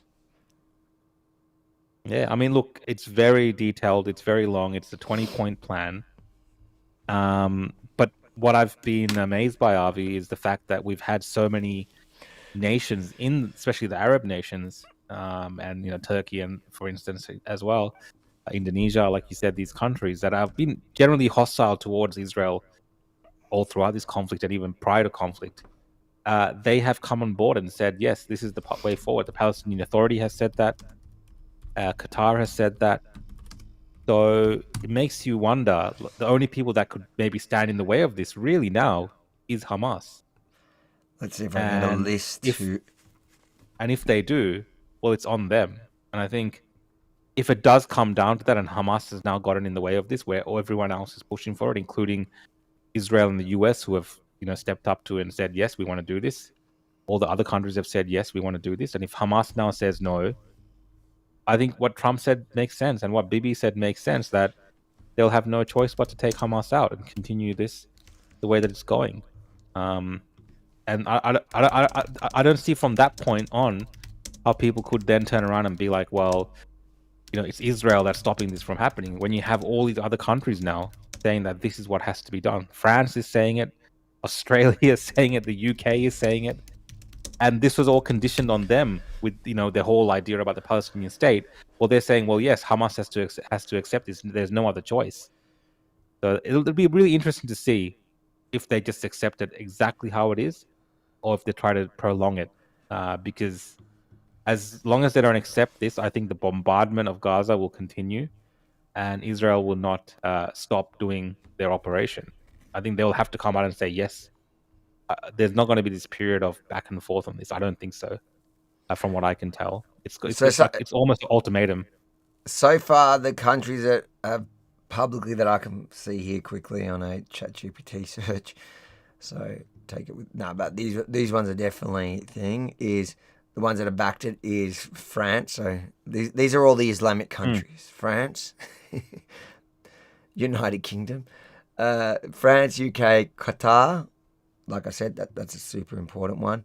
Jordan, Turkey, Pakistan, Saudi Arabia, United Arab Emirates, Egypt, Indonesia, and the Palestinian Authority itself. And now, of course, Australia. You know what? This is also a test to the Palestinian Authority's own sway in any of this, because like, they don't have any control in Gaza, and Australia. One of Australia's conditions that I was laughing at recognizing Palestine was that Australia, that the agreement that Palestinian Authority agreed that Hamas won't have any future in Gaza. I'm like, all right, well, they don't actually have any power there. So this is a massive test on a bunch of levels. Yeah, definitely. I think everyone should be rooting for this. If you're someone right now that's looking at the state of play, and you are against this deal, and you're on the streets protesting and saying, "Oh, like you don't want peace. You want the continuation of this war. You want an outcome where some in fantasy in your mind that somehow Israel will be defeated and it will be the river to the sea in that area, and it's all the Jews will be wiped out. Like, this is the fantasy world that you're living in. That's not what's happening. Israel actually has the upper hand. The United States has the upper hand. They're taking things still slowly. Obviously, the threat's still there that they can escalate further if they don't agree to these particular negotiation that they're doing right now. But if you're still seeing this peace plan, and you're seeing all these Arab allies that have normally backed Hamas in their weird ways, now saying that Hamas has to give in to this deal. If you're seeing all of this and you're still saying that, this is not the peace that we want, I think these are the individuals which are the problem to this war continuing, Avi. Well, I said it the whole time, and I said, watching the meltdown by the so-called pro-Palestinian, the anti-Israel mob, who have been telling us from the beginning they never wanted peace. They never wanted a ceasefire. They don't want that. They chant that, but what they really want is from the river to the sea. They don't want Israel to exist. And those people are the problem, 100%. And they've taken our cities hostage around the world. They will not be satisfied until there is no Israel, even at the expense of the Palestinian people and the Gazans especially. Let's read some of these super chats. Yeah, we're getting some requests in the audience for us to read them. So, Faith Christian Soldier, thanks for the super chat. No to digital ID. I don't know if we're going to cover that on this episode, but it's a big... Yeah, well, I was planning on doing it, but I think we're running a bit late tonight. I reckon we'll do it on another episode, because that in itself is a big... Yeah, I think Thursday we'll cover it, but yeah, 100%. Crazy reaction to it, just quickly, in the UK. It is unpopular, and it is, in short, it's another COVID era conspiracy turned fact. Everyone was called nuts for saying that this is an objective of theirs, and suddenly, boom. And to think for a second that in Australia they're somehow going to make it non-compulsory, like they're going to, because that's what Albo said. It's going to be what's the word he used? Not mandatory. Not mandatory. Voluntary. Good luck with that one. Not happening. But we'll go into that next episode. Baz has a big one, but my buttons. Oh, here we go. Baz, welcome back to the chat, Baz. Good to see you here, and thank you for the generous super chat, guys. Learn from Baz. He said, "Effing YouTube did not notify me again. However, it did let me renew my membership. F YouTube. Thank you, lads. Vote 1 Rook for PM TV." Baz is one of the members that have seen, if you're a member of Avi's YouTube, he's got a membership available. You can see behind the scenes. Yeah, we were doing a couple. We were doing a couple of those like live videos just from the back at taxis and whatever. And I'll do more of that stuff just generally out and about. So that's like the memberships on YouTube, where I'm just doing like literally. I'm not. I will also like content that gets. Isn't time sensitive. I might pre-release it there for a day or two or a week, whatever, and then release it to the public. But generally, it's a way, because what I found is, since it's a much smaller group of people that are live, like it's only a few people, like we were literally having conversations with the comments, because it's just a few people, especially at this point. So join as a member on my YouTube, and I will. Especially once I get all this, I'm just pushing to get this content out for Israel, and then I will start to pay more attention to those as well. But thank you, Baz, for your support as a member and the super chat. Catherine says, "I never trust a Pally, not just the PLA." Well, look, I think trust needs to be earned. I am hopeful. I am praying. I want an end to this, and look, there are Palestinians that I see online, few and far between, I admit, but there are some that I see that are advocating stuff I can definitely live with. Real coexistence, a bit like what we see in Israel proper itself. So I'm not going to take such a hard line. I'm going to say, I think that the Palestinian people have been hard done by their own leadership, sometimes by their own doing. Yes, they voted in Hamas in 2006 or whatever, so almost 20 years ago, and they never got an opportunity to rectify it. Now they're going to have a chance, hopefully. And I'm praying for them to make better choices. Yeah, I hope the people deserve it, Avi, because you look at the rest of the Middle East, how it's developing. For everyone else in those Arab states around there. I mean, compared to like 30, 40 years ago, the extent of their development, they're living in like futuristic cities, first world, compared to countries even like Australia. You can compare places like Dubai and UAE. They're ahead of us in many aspects as well, right? So everyone deserves to live in prosperity and peace, and I think it's time for the Gazans and people of the West Bank to live in that kind of standard as well, and to let go of some of these ancient blood feuds that are very much based on religious wars, and to actually just modernize and join the rest of civil society. Like, it's been so long of this place being used as everyone else's punching bag, like the whole region. Iran, for instance, would use this conflict, and Lebanon would use this conflict, and maybe even Israel at some instances, right? So that all of that criticism is warranted, but I think it's just time that we just move on from this like Middle East issue, if it's possible, at least in Israel, and push towards peace. And if anyone can do it, I truly believe it's President Donald J. Trump. Me too. He is the man for the moment, and we might see something special by the time his presidency is done. We might actually see something special in that region, and I'm excited for that, because it's want to see people live happy and in peace, and it's just amazing to think that it might be possible. Yeah. And just notice the people online that are rooting against it, and and I'm noticing it's from those two groups: the woke left, the woke right, the anti-Israel at all costs. You know, the people that go on about America being Israel first. Oh, don't stop it. Everyone needs to stop being Israel first. Dude, you guys are Israel first. You guys are upset. You are so obsessed with Israel and your hate for Israel that you are willing to sacrifice actually innocent Palestinians. Like, you guys are willing to sacrifice innocent Palestinians. I'm here hoping and praying that they get a chance and they come out on top in a thriving Gaza that, you know, Israelis can visit and they can visit Israel. That's the way it should be.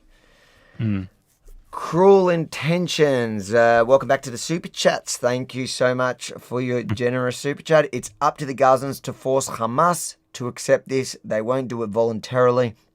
And if they don't, Israel has full backing of Trump to finish the job while Alba is trying to get the UN to be a player. Isn't that funny? Like, Alba's just such a child. This is the art of the deal. And you know what? I don't think it's up to the Gazans to force Hamas to accept this. In fact, I think it's probably Qatar that holds more, garners more power here, and they're publicly supporting it. So I just cannot see how Hamas is going to outright not accept this. They may try to get amendments to it or whatever. Time will tell. At the end of the day, I think they're going to be pretty cornered. Like, they have to accept this. This is like the best offer they're going to get. It's a reasonable offer. There are concessions, major concessions for the Israelis, but I think they're palatable and they're doable. Yep, agree.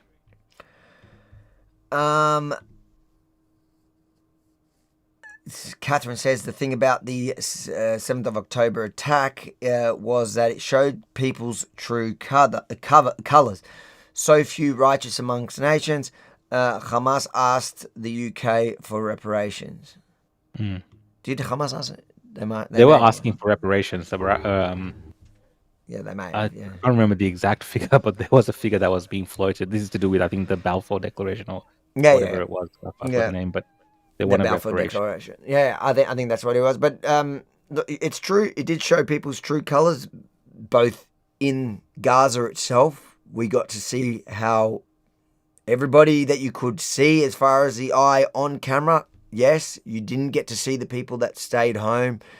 And you would hope and imagine that there were some that were like, no, I'm not a part of this. It looked like everyone was supporting it.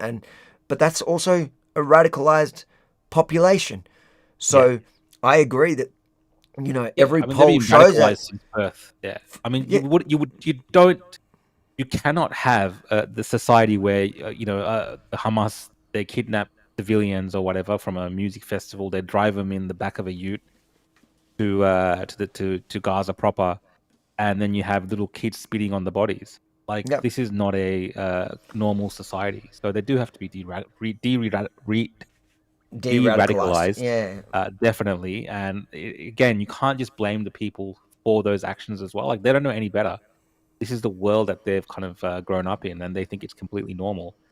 And you have to de-radicalize them and change their future for the better, and give them other opportunities and other hope. And, make them see that there's another way, and not just the way of the terrorist, the way of the martyrs, where, you blow yourself up and you get payments for your family and, this kind of thing. 72 virgins and all that. It's nonsense, and you just got to move away from that, because that's not where the world is at anymore. These things are getting old-fashioned, and people are just kind of over it, to be completely honest.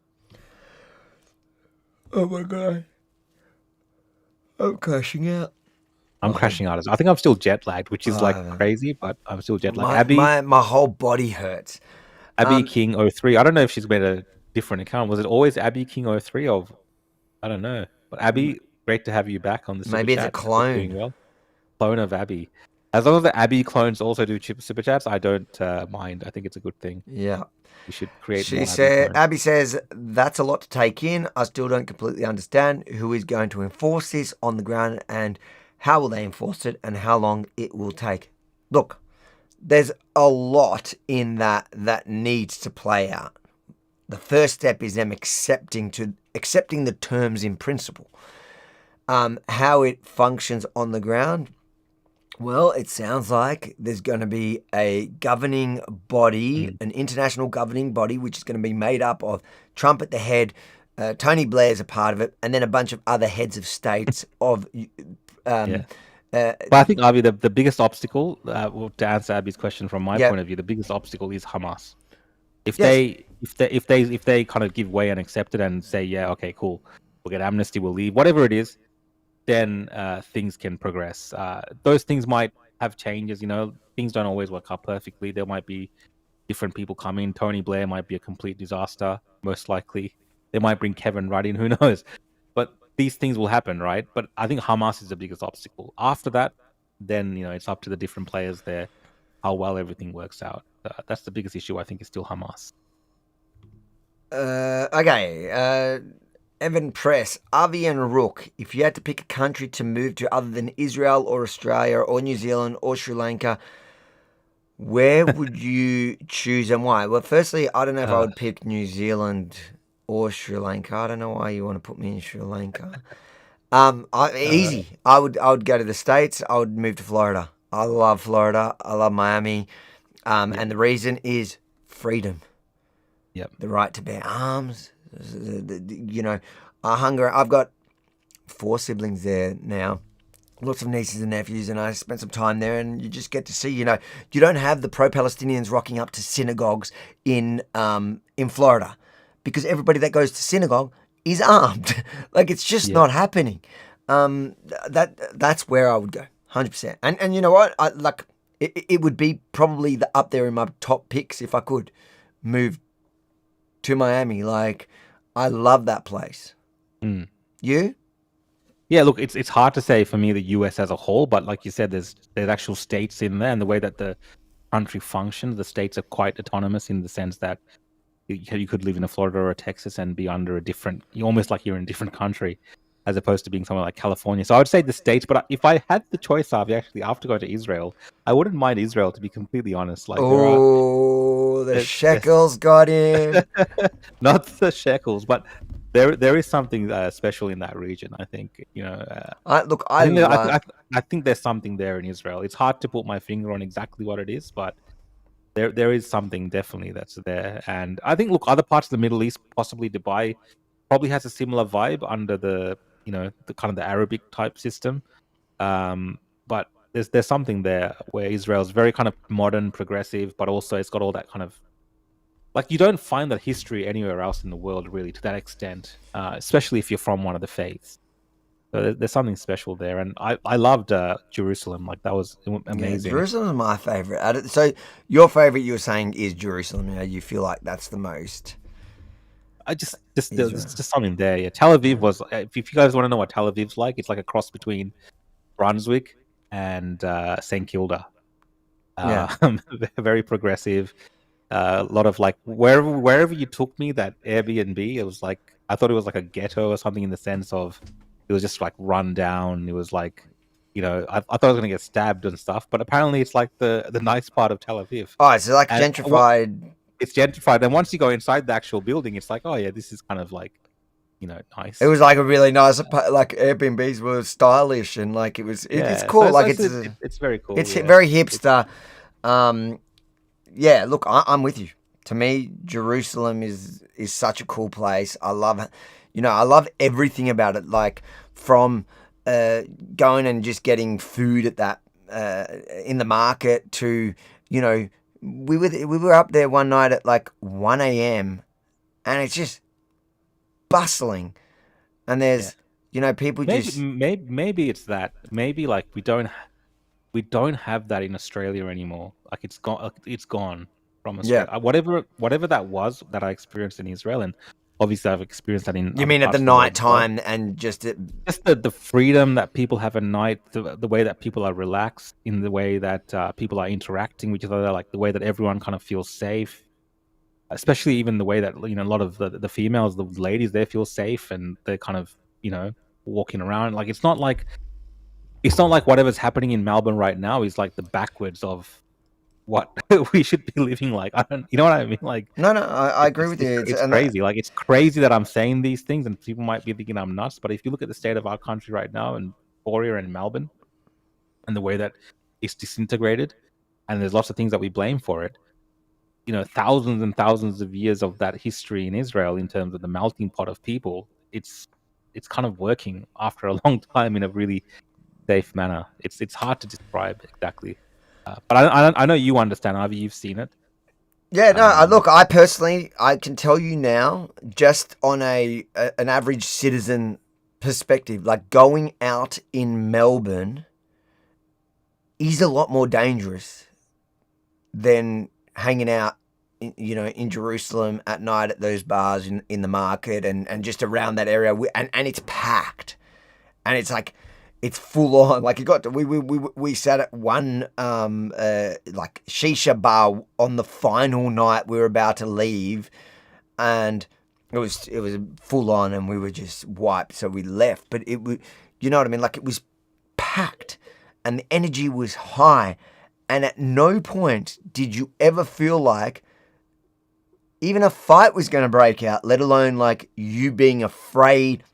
And when you're referring to the women, you're talking about like the girls just walking around, teenage girls to, 30s, 40s, 50s, walking around, and there's just no threat of guys going to attack them. It's just that whole shtick there doesn't exist. And that's what we're missing in Australia, because in Israel, it really is like a community. Like, people feel like you're part of the family. And that's what that Nigerian told us, the Christian Nigerian. It was like, once you join the society here, you just feel like you're part of a family, and everybody treats you as such. And it's just super safe. It's super safe. Like, and the what was that other girl in Tel Aviv, and she was saying, like, her explanation for the low crime rate, like super low crime rate. The death, the murder rate is really low, even with the terrorism. And it goes, and she puts it down to like the nationalistic feelings of community that everyone has, like going back to people being proud of their country. So pride in the country, even if you're on the left or the right, everybody takes flags to their protests. Everybody takes the Israeli flag. And that sense of community also makes it possible for you to stand at a protest with an opposing views and to engage in dialogue. That's what we're lacking here. Like, those are all symptoms of what's failing here in Australia. Yeah, that's kind of what we're fighting for here, right? So we see these marches that we're seeing for Australia, and for instance, like that, people are fighting to bring that sense of community back that we've lost over the years. And there's different interpretations of that. And, one of the interpretations that happening in Australia is very race-based, where it's like, oh, we got to bring back a white Australia and so on, because that's the kind of way that things will be better, or it works.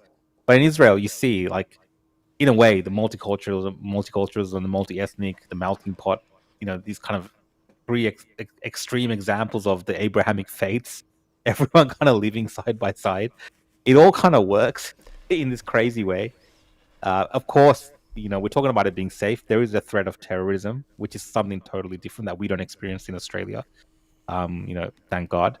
There is that threat always hanging over the people. But in just general day-to-day life, there is a greater sense of community amongst the people that are there, and people are looking out for each other, and there is all of those aspects that we do lack in countries around the West. So that was my observation. Baz, thank you for the super chat, says Rook is right as always. I'm going to have to fact check that. He's not always right. We should all root for peace. Get rooting now, crew. Root your hearts out, crew. I can see what Baz is doing there. Baz, you naughty, naughty boy. Thank you for the super chat. Ape Ross says, this might sound naive, but hope this goes smoothly. Agree.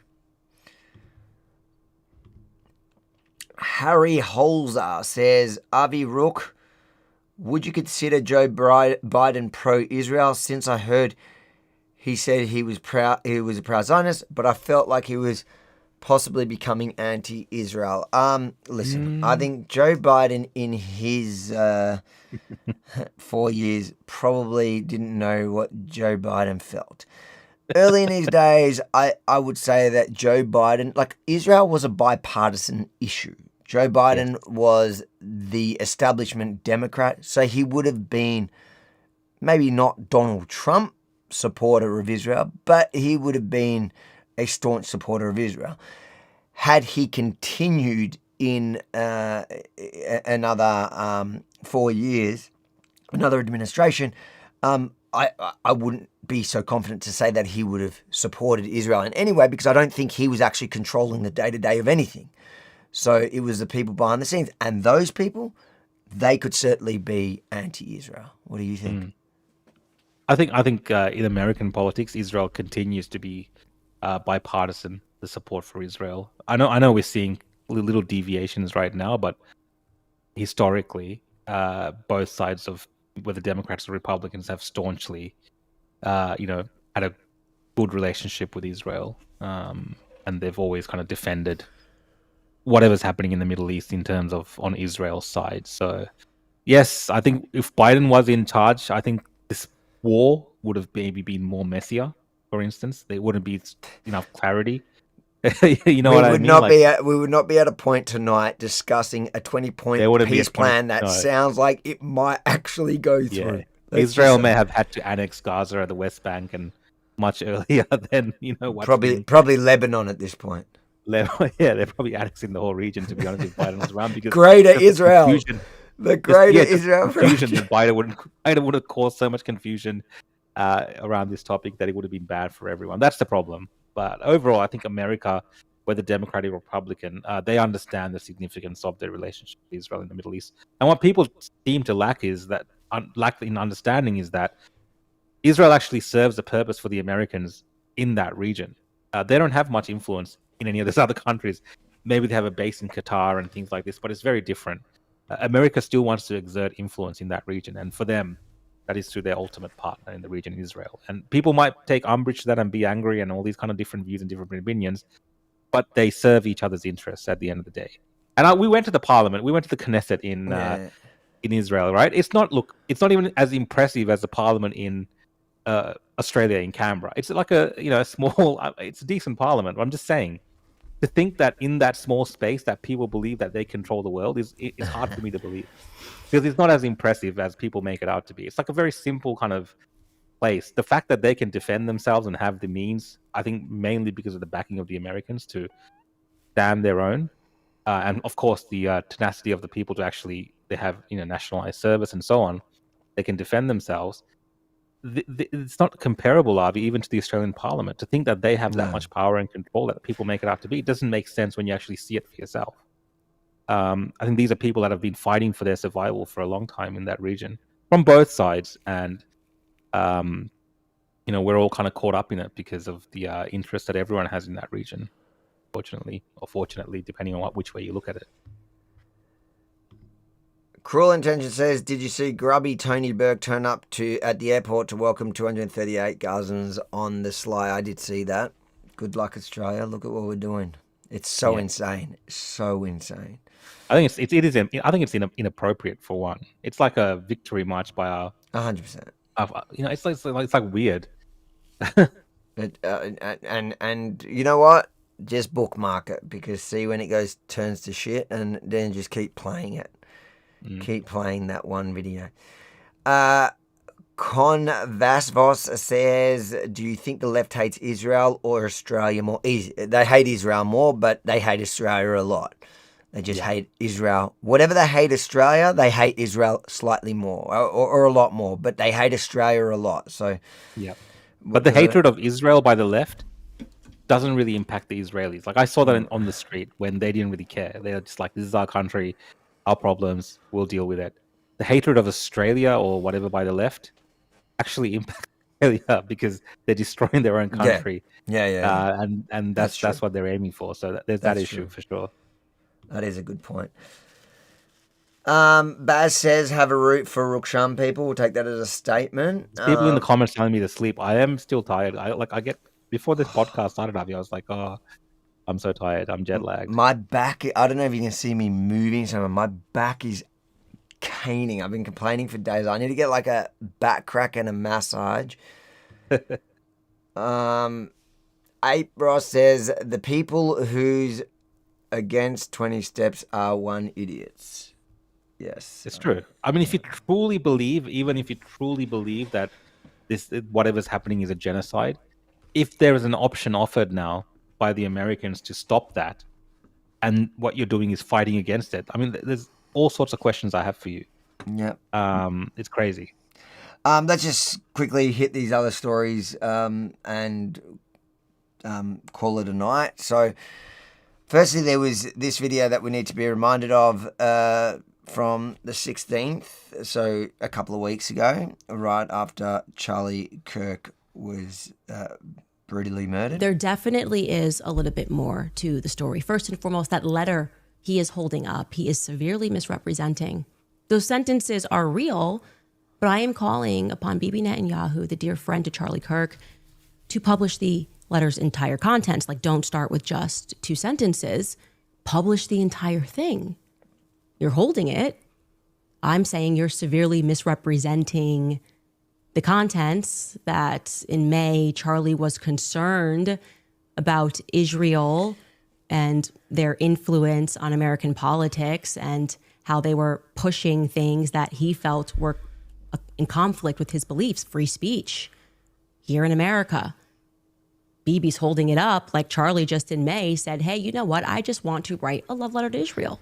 That's how it was presented. Would you guys agree? That's not how it happened. Let's stop saying how Charlie felt, and instead, if you're going to hold up the letter, release it in its entirety, okay? And lies by severe omission, I'd like to be very clear, are lies. Does anybody want to jump in A and day say, later. no, yeah, the letter Charlie wrote him in May was just like a glowing, he just was overcome with passion and said, I love Israel. You guys are amazing. You're beautiful. We're going to win this thing, and you're perfect and doing nothing wrong. Love you, Bibi.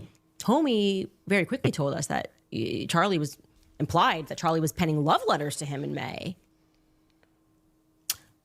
I just find that weird that no one wants to address the substance of the claims here, whether or not maybe Bill himself has an opinion on whether Bibi lied by severe omission when he mentioned his last correspondences with Charlie. And you're doubling down on your lie. I told you to 2 publish days the full later, letter 3 that days Charlie later. wrote you, not lines of it. Okay, so lie by omission, doing Fox News and Greta Van Sustern's show. 3 days. He lied about the contents of a letter 4 days that ago. Charlie Kirk had written him. Remember on September 18th, I reported about a letter that Charlie Kirk wrote to Prime Minister Benjamin Netanyahu, what was exactly in it? Well, the New York Post got a hold of that letter. They've now published it, and it's exactly what I reported. Now, Charlie Kirk expressing his love for Israel, warning about the disinformation war, and really urging Israel to do better when it comes to social media and how to reach the younger people. No attacks on Israel, just advice on how to fight lies and reach the next generation. I'm not going to read the 7 pages, but it says, everything written here is from a place of deep love for Israel and the Jewish people. Israel is losing the information war and needs a communications intervention. Then he goes on to say, Mr. Prime Minister, I urge you, in caps, to revamp your information war strategy from top to bottom. It's exactly what I said, what was in the letter. Can anybody actually work and assert that I am lying? Yes! You can say my name. Can't Yes, lie. you lying cow. You guys, you can read the whole letter. I've retweeted I read it. the letter. It's a good letter, actually, but she's like the Jerry Springer version of like a podcaster now. She goes off on different tangents, and she's very convincing and good. She just says it confidently. As long as you don't, as long as she says it very confidently. She's believable the way that she presents it. Of course, if you're discerning, you go look at the sources. You go kind of read the other side. Maybe then you start questioning things. But a lot of people don't have time for it. So she knows that. She puts it out there. A lot of people believe it, and then it kind of gets put into that system, right? Where he says one thing, another one of her people that are similar views says the same. Ian Carroll, for instance, will say the same things. Yeah, and it just kind of builds up over time, and it becomes the prevailing narrative, at least from that side. And it's weird because all of the pretext of all of this, Avi, is the fact that their belief is that Israel somehow killed Charlie Kirk. That's where all this comes from. That's why the letter matters so much. That's why they want to know the contents and this and that. Like, you're lying about his love for Israel because it was never like that. That's why they killed him, and so on. So the whole thing is just cooked. It's just actually cooked. people are just taking everything too far. I think when it comes to all of this, everything's a conspiracy now, Avi. Everything's like everyone's a cooker now, right?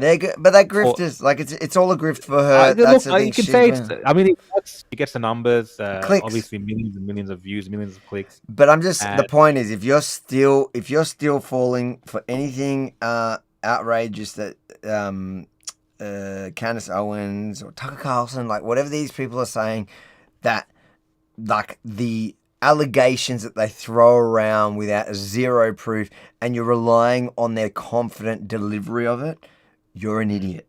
You're being taken for a ride. Like, how many times does she have to be proven to be making shit up for you to realize that you're being taken for a ride? Like, I get it that you really want it to be true. You really want it to be true that Charlie Kirk was turning on Israel and the Mossad killed him. But when in real life, in the real world, Charlie Kirk was Israel's best ally, friend, and promoter, especially to the young people in the world. And it looks like Candace Owens wasn't really that close of a friend anymore. She didn't even go to his goddamn memorial. Like, she's a horrible human being that is taking so many people for a ride.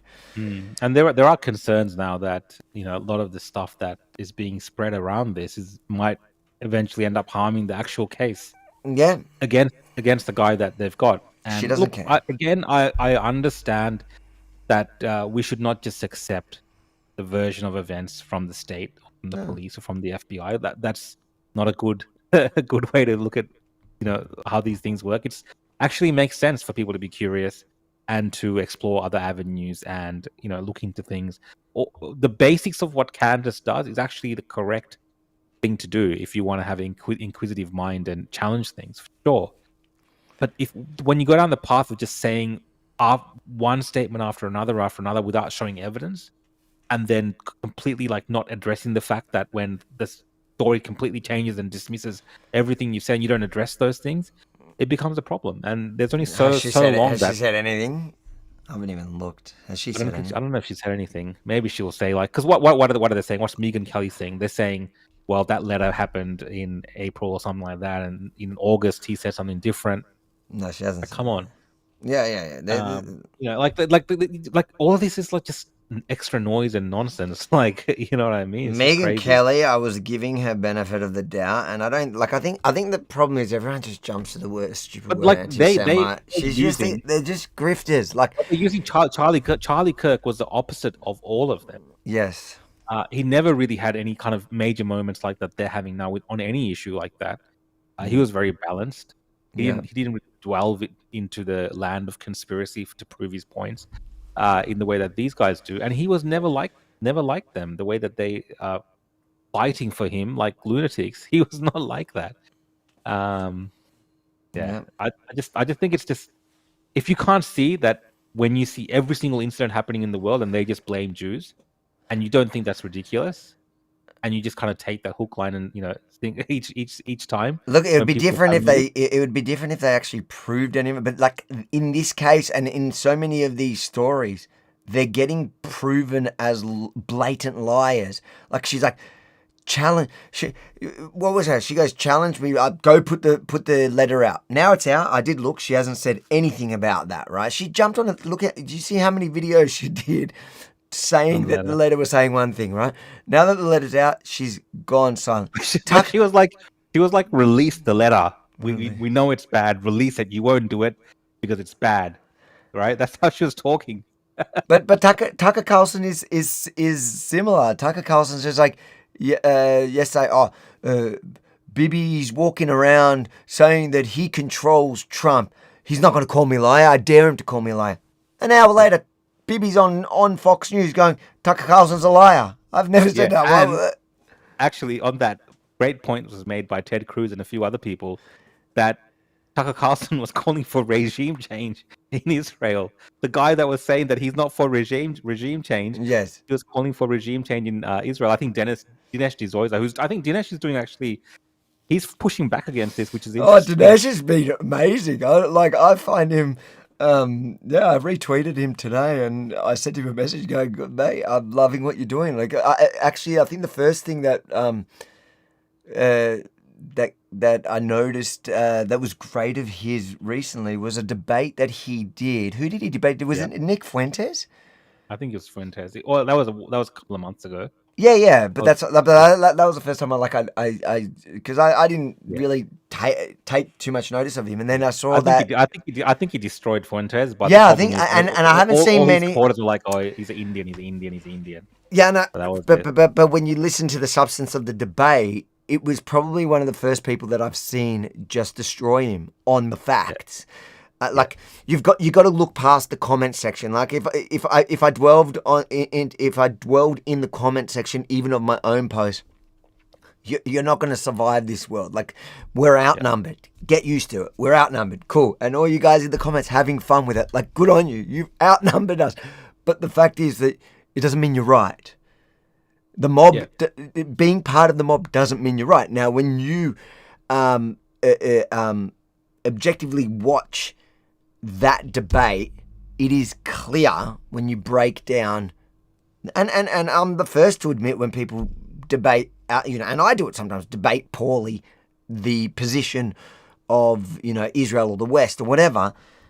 He did it flawlessly, I would say, in that debate. It was really good and against a pretty good debater. Like Nick Fuentes has a natural debating ability. So I would encourage people to watch that. We've got, let me do these super chats and then just one more two local stories we'll just hit on. Eric says, how's the jet lag? Look, I just don't think, since, for me personally, coming back, I haven't been able to recover properly, that my body's falling apart on me. Like my back is killing me, and and I'm not getting great sleep, and I'm having to work like probably 14-hour days. So it's been tough. But once I get past getting out all this content, I can just breathe a second and get back into Australian content. Although I've got a few events coming up. So make sure, guys, hit the subscribe and notification button because we've got some more lives coming up. What about you? Yeah, I'm still kind of struggling. I think I'm just being a sook. But it takes me like a week or so to get over something like this. So hopefully by Thursday, I'm good. Mate, you hardly worked. What are you pretending?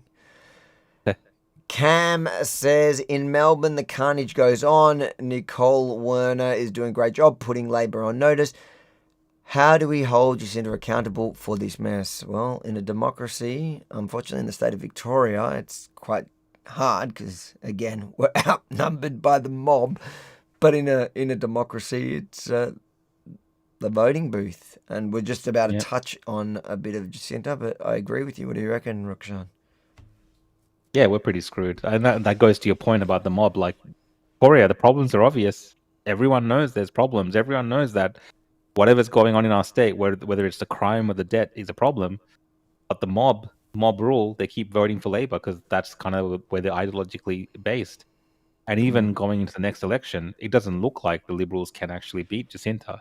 As crazy as that sounds, you might be able to pull it off again because it's just the way Victoria is. So, what everyone thinks is right in terms of the mob rule and the mob voting for, their ideological slant doesn't mean it's, the correct thing as such. It's just part and parcel of living in modern socialist Victorian democracy. Yep. We might all have to move. Abby says, I genuinely believe Candace has a mental illness. It wouldn't be a surprise if she's committed to hospital for Christmas. Look, it'd be doing her and all of us a favour. She has lost the plot. And you know what? I feel bad for people that, you remember that? That kid that I bumped into in St Kilda that was defending her and going, oh, she was right about Thingo's husband. And it's like, dude, you guys... It's a new phenomena. We've never seen this kind of thing before, Ravi. That's why we can't really put our finger on what this is. 20, 30 years from now, we'll understand and Candace will be like a test case. You know what I mean? We don't really know what this world of entertainment /podcasting/news plus also the fact that people are monetized on engagement and clicks Yeah, and yeah, likes. yeah. Yeah. How all of that plays into the way that news is now created. Like, we don't know the consequences of that. Because even when Alex Jones was doing all that crazy stuff back in the day, that was before monetization, right? He's just selling his pills and all this kind of stuff. But Candace and these guys, they know that if they can get a couple of million views on the crazy things that they say, and there's no consequences attached to it, well, that's like, big money. millions of dollars. And you just keep doing that over and over and over, and you just keep making more money. So that's I think, what's going on. She is. Not even Qatar and things like this. I She agree. understands she's got a formula. She Yep. knows what works. She knows what the audience wants to hear. She'll tell them exactly what they want to hear, and she'll Exactly. continue on, and she will not go back on the past. She'll never admit fault, really, and she'll just keep going forward because it's lucrative. It is a new form of entertainment, and people will say we're doing the same thing with our podcast. And We're not. They're right. They're right to criticize, but we're not at that level. And also, yeah. Also, no, it's to actually to do what she is doing to like not have that kind of character where you can understand that it's morally not the right thing to do. Like that layer still. I think luckily we still have that. No, but morally and you're missing. ethically, I don't Forget believe the moral and ethical, right? That's what. So I've had this conversation with you before. It's just like, dude, you know, I get the temptation. I understand the temptation, especially if you don't care. Like, if you don't care enough, if you don't have the moral courage or the how did you just describe it? How did you describe it? To not to go against your principles, to actually stand for what's right, right? Like, if you don't care, the temptation to jump ship and imagine for a second, this is what we talked about. Imagine for a second I turned around and go, as an ex-Israeli soldier who's been pro-Israel. This is like the line that Piers Morgan uses. I was pro-Israel's defense, right to defend itself. In fact, I advocated that they had a moral duty, and now I see the light and condemn it. Like Piers Morgan does that and gets it. Imagine I did it. Imagine I did it. It would be like, I would be celebrated overnight by the entire Islamic world, the pro-Palestinian, everyone would be like, oh wow, Avi's finally seen it would be the easiest grift there is. And the views will skyrocket. Like, if you look at our views on the Israel stuff, it's like, it crashes. I went to that wall. I went to the wall. I'm kid you not. Across my platforms, I lost a few thousand followers. Just for the mere act of me doing something. That's my point. But that's my point, is that you cannot say that. Like, when you said a second ago, you can say we're doing the same thing. It's like, dude, we're literally doing the opposite. What we talk about actually costs us to talk about it. Like, this war has only ever hurt my bottom dollar or my career in this field, because unfortunately, like, the mob is against us. But guess what? You can argue, and this is what I told everyone, like, you can argue for me, well, it's personal. I'm not going to give up on, I'm not going to give in to the mob that actually wants to see me dead, my mum dead, my family dead, my cousin. You're literally doing it out of, what is right and wrong.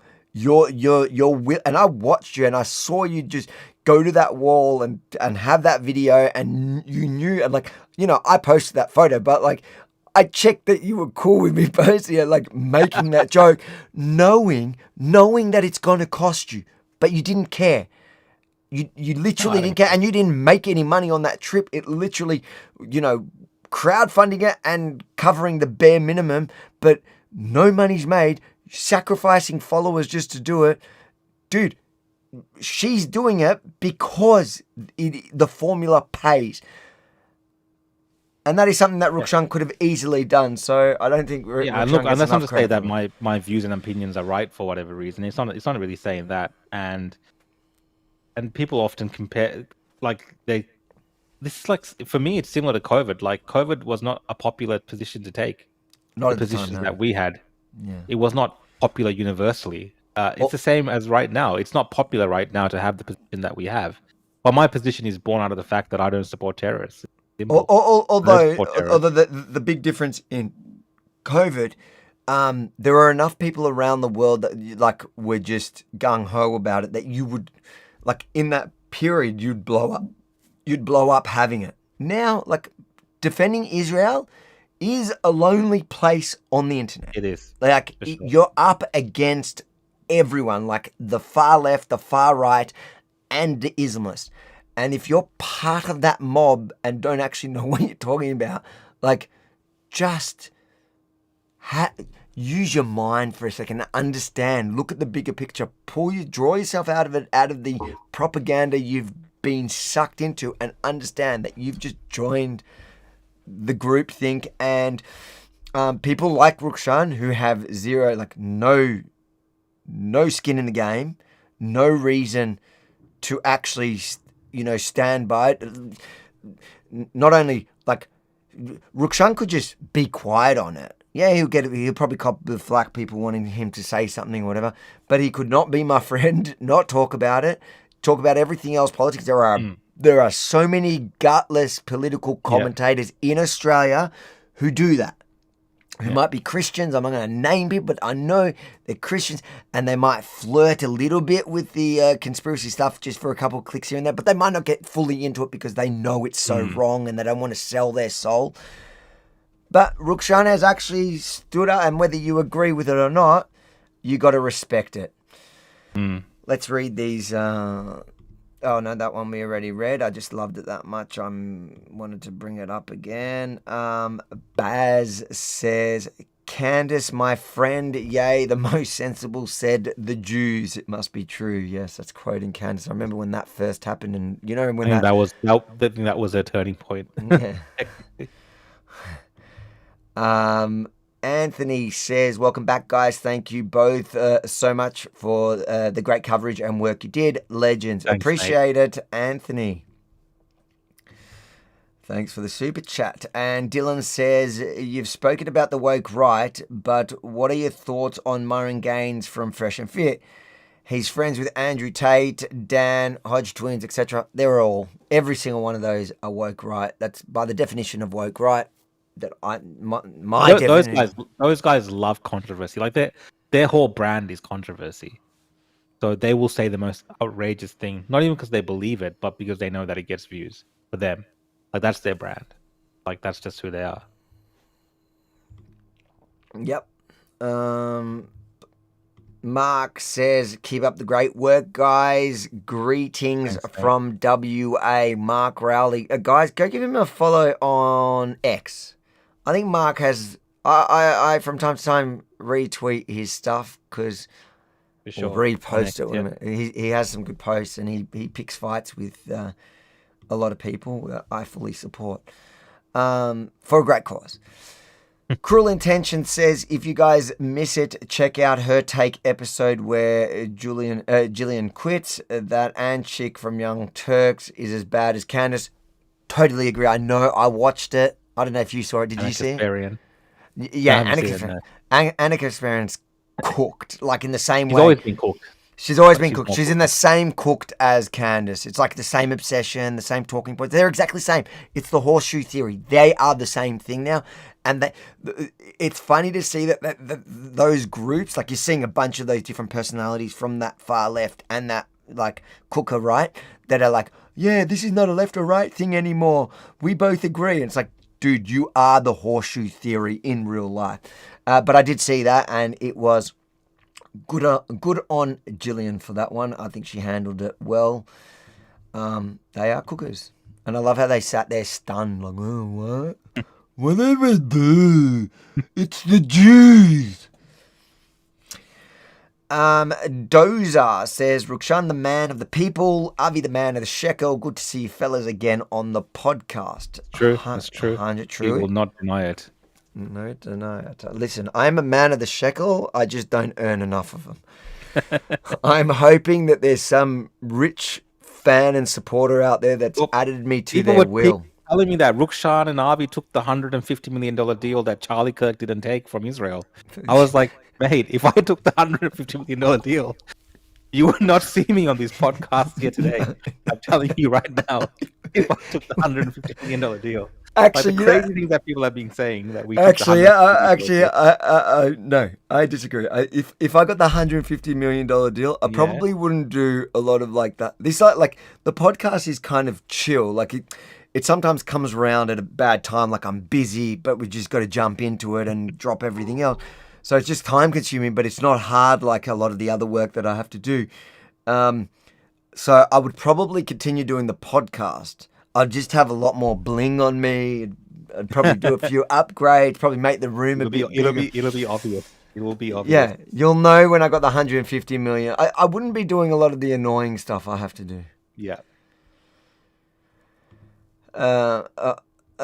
Catherine says, I've lost friends over Israel and Nigeria.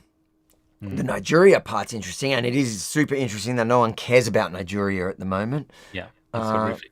But yeah, you look. The weird thing is, I've lost people over Israel, and it's like I've actually been the most consistent on this subject.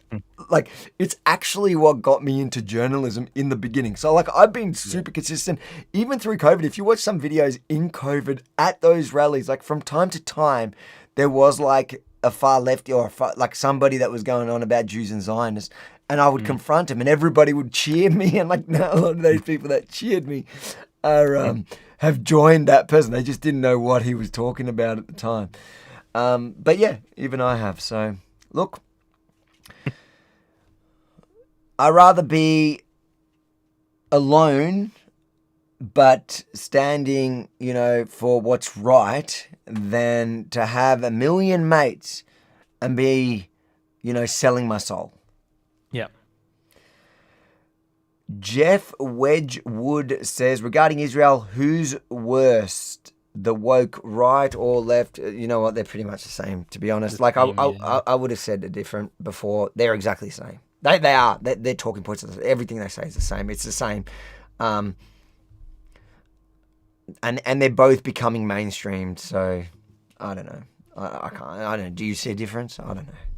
No, it's pretty much the same. I think the woke right element. Just because it's from our side is annoying. No, but they try to hide it more. Yeah. Whereas the left is like, no, we don't like them. No, whereas the woke right is like, I don't know. They try to shroud it in different things. I don't know. The woke right depends who on the woke right. Like, there are the Nick Fuentes that just straight up say the Jews, and then you got like cowards like Clandis that will like use coded language. She'll just like say, the Frankists and what she's got all these other Talmudic, satanic, and whatever. They're annoying, but I find that most of the woke right will at least say the Jews, whereas the woke left will pretend it's not the Jews. They would say everything, like and the ones like Jake Shields that make the arguments. Oh, it's not. How's this anti-Semitic? But like you literally look at his feed and he's just like literally like straight up saying the Jews, the Jews, the Jews. Me again. Jeff says. Just want to say keep up. Thanks, mate. Avi and Rook, keep it up. Thank you, Jeff. Just before I let you all... Wait, did we touch this? We haven't even touched it. Let's just quickly hit these two stories. Jacinta Allen hails machete ban as success, but Fresh Attacks tells another story. Like, this is insanity. Let's just quickly watch this. Can we see it here? No, is it not working? What's happened here? Oh, my computer's bugging out. Let's see if it lets me play it. And the ban on machetes, the ban on possession of machetes is already working in just the first month alone. More than 6,000 of these dangerous weapons have been passed through the machete disposal process, and that's and then when you add that to the more than 11,000 knives and dangerous weapons that Victoria Police have seized, particularly as a result of those expanded stop and search knife powers, we are seeing measures like this work. I will say that the loss of another young life on the weekend as a result of knife crime, as a result of young people carrying these dangerous, deadly weapons, is a reminder of not only the importance of banning the machetes, getting them off our streets, but also that there is further work to do to work with young kids to say don't carry these dangerous weapons because quite clearly they are deadly. And can I finish by saying my thoughts are with the family of that young man who's lost his life in Gippsland on the weekend in Morwell. It's another difficult time for the family, for the community, and our thoughts are with them. Like, just cooked. Like, I don't even know what to say to that. So yeah, because the 6,000 machetes he's celebrating is from law-abiding Victorians, the gardeners and whatever else, people using it for cooking and things like this. They're the people that are handing it in. Obviously, the criminals continue to carry them on, and she's saying, oh, I wish the kids knew not to carry the knives and stuff, but these gangbanger kids are carrying the knives and the machetes and stabbing each other and cutting each other up. And we've had multiple deaths in Victoria and injuries from these machetes, Avi. And to the extent, I saw an article the other day about they were looking at doing African courts in I don't know if you saw that one. Yep. Which is like the Koori courts, like trying to... Koori court, but we'll have African courts now in Melbourne. But what's it going to change? Like, that's only going to make things more lenient for them. It's crazy. Like, it's just crazy that this is what's come to. And the funniest, I just remembered Israel again, just to take it all back. We asked the kids there, do you guys know what machetes are? And they didn't know what machetes were. We had to explain to them what machetes were because it's just not a problem. Obviously, this is a very unique problem in Australia and especially in Victoria, and they've lost complete control. And these bins are useless. They're not going to do anything. They're going to keep using these knives and machetes. The criminals aren't giving them up. And yeah, Jacinta Allen is just, I think, fumbling her way through all of this. But like we said before all this, I think she's still going to win the next election as it stands right now. And that's crazy. All right. Last story is outrages transgender sex offenders remains in women's prison. At least 7 transgender prisoners, including those with histories of sexual violence, have been held in Victoria's women's prisons, raising serious safety concerns for female inmates. Among them is a father who sexually abused his 5-year-old daughter and has medically transitioned, now identifying as female. The inmate, Hilary Maloney, began gender-affirming treatment in 2021, including estrogen gel and testosterone blocker, with plans for surgery. Like, what more do we need to say? Like, this is like the sanctuary cities, and this is another example of how our justice system is failing us. Yeah. You have the crimes on the street. This one, I think as more people see this one, and like I think even the Age reported on this today. This is like it's just insane, right? Like the fact that someone that's molested and done these things to a child then ends up in prison, in a women's prison, by saying that they're now a woman, whatever. And this is kind of like normal now. So, people have to push back against it to change this. And I don't know for sure, but was there reform in the UK regarding this? Because I know this was an issue in the UK. Yeah, there was. So in the UK, then they actually challenged it. So I think the pushback is going to be real on this and a lot of the issues. But I think it's important just to highlight it and discuss it and get people campaigning on it because it's happening.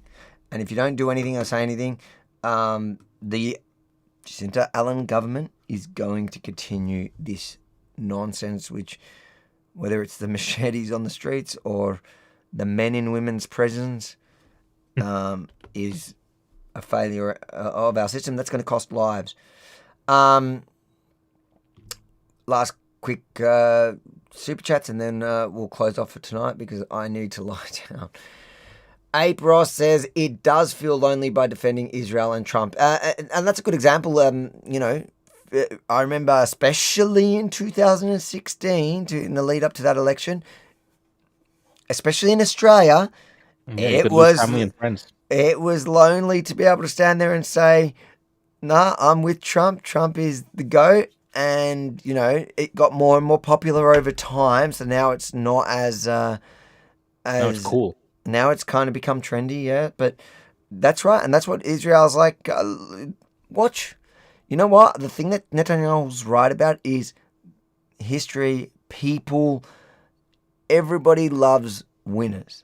So in the last 2 years, you're kicking on Israel. It's easy because it wasn't a decisive win yet. Soon, once it's all, especially if this peace plan goes through and there's success in it, and, you look at what happened on October 7 and then the fallout from it and how Israel took that horrific day and turned it into a way to reshape the Middle East for the better for everyone,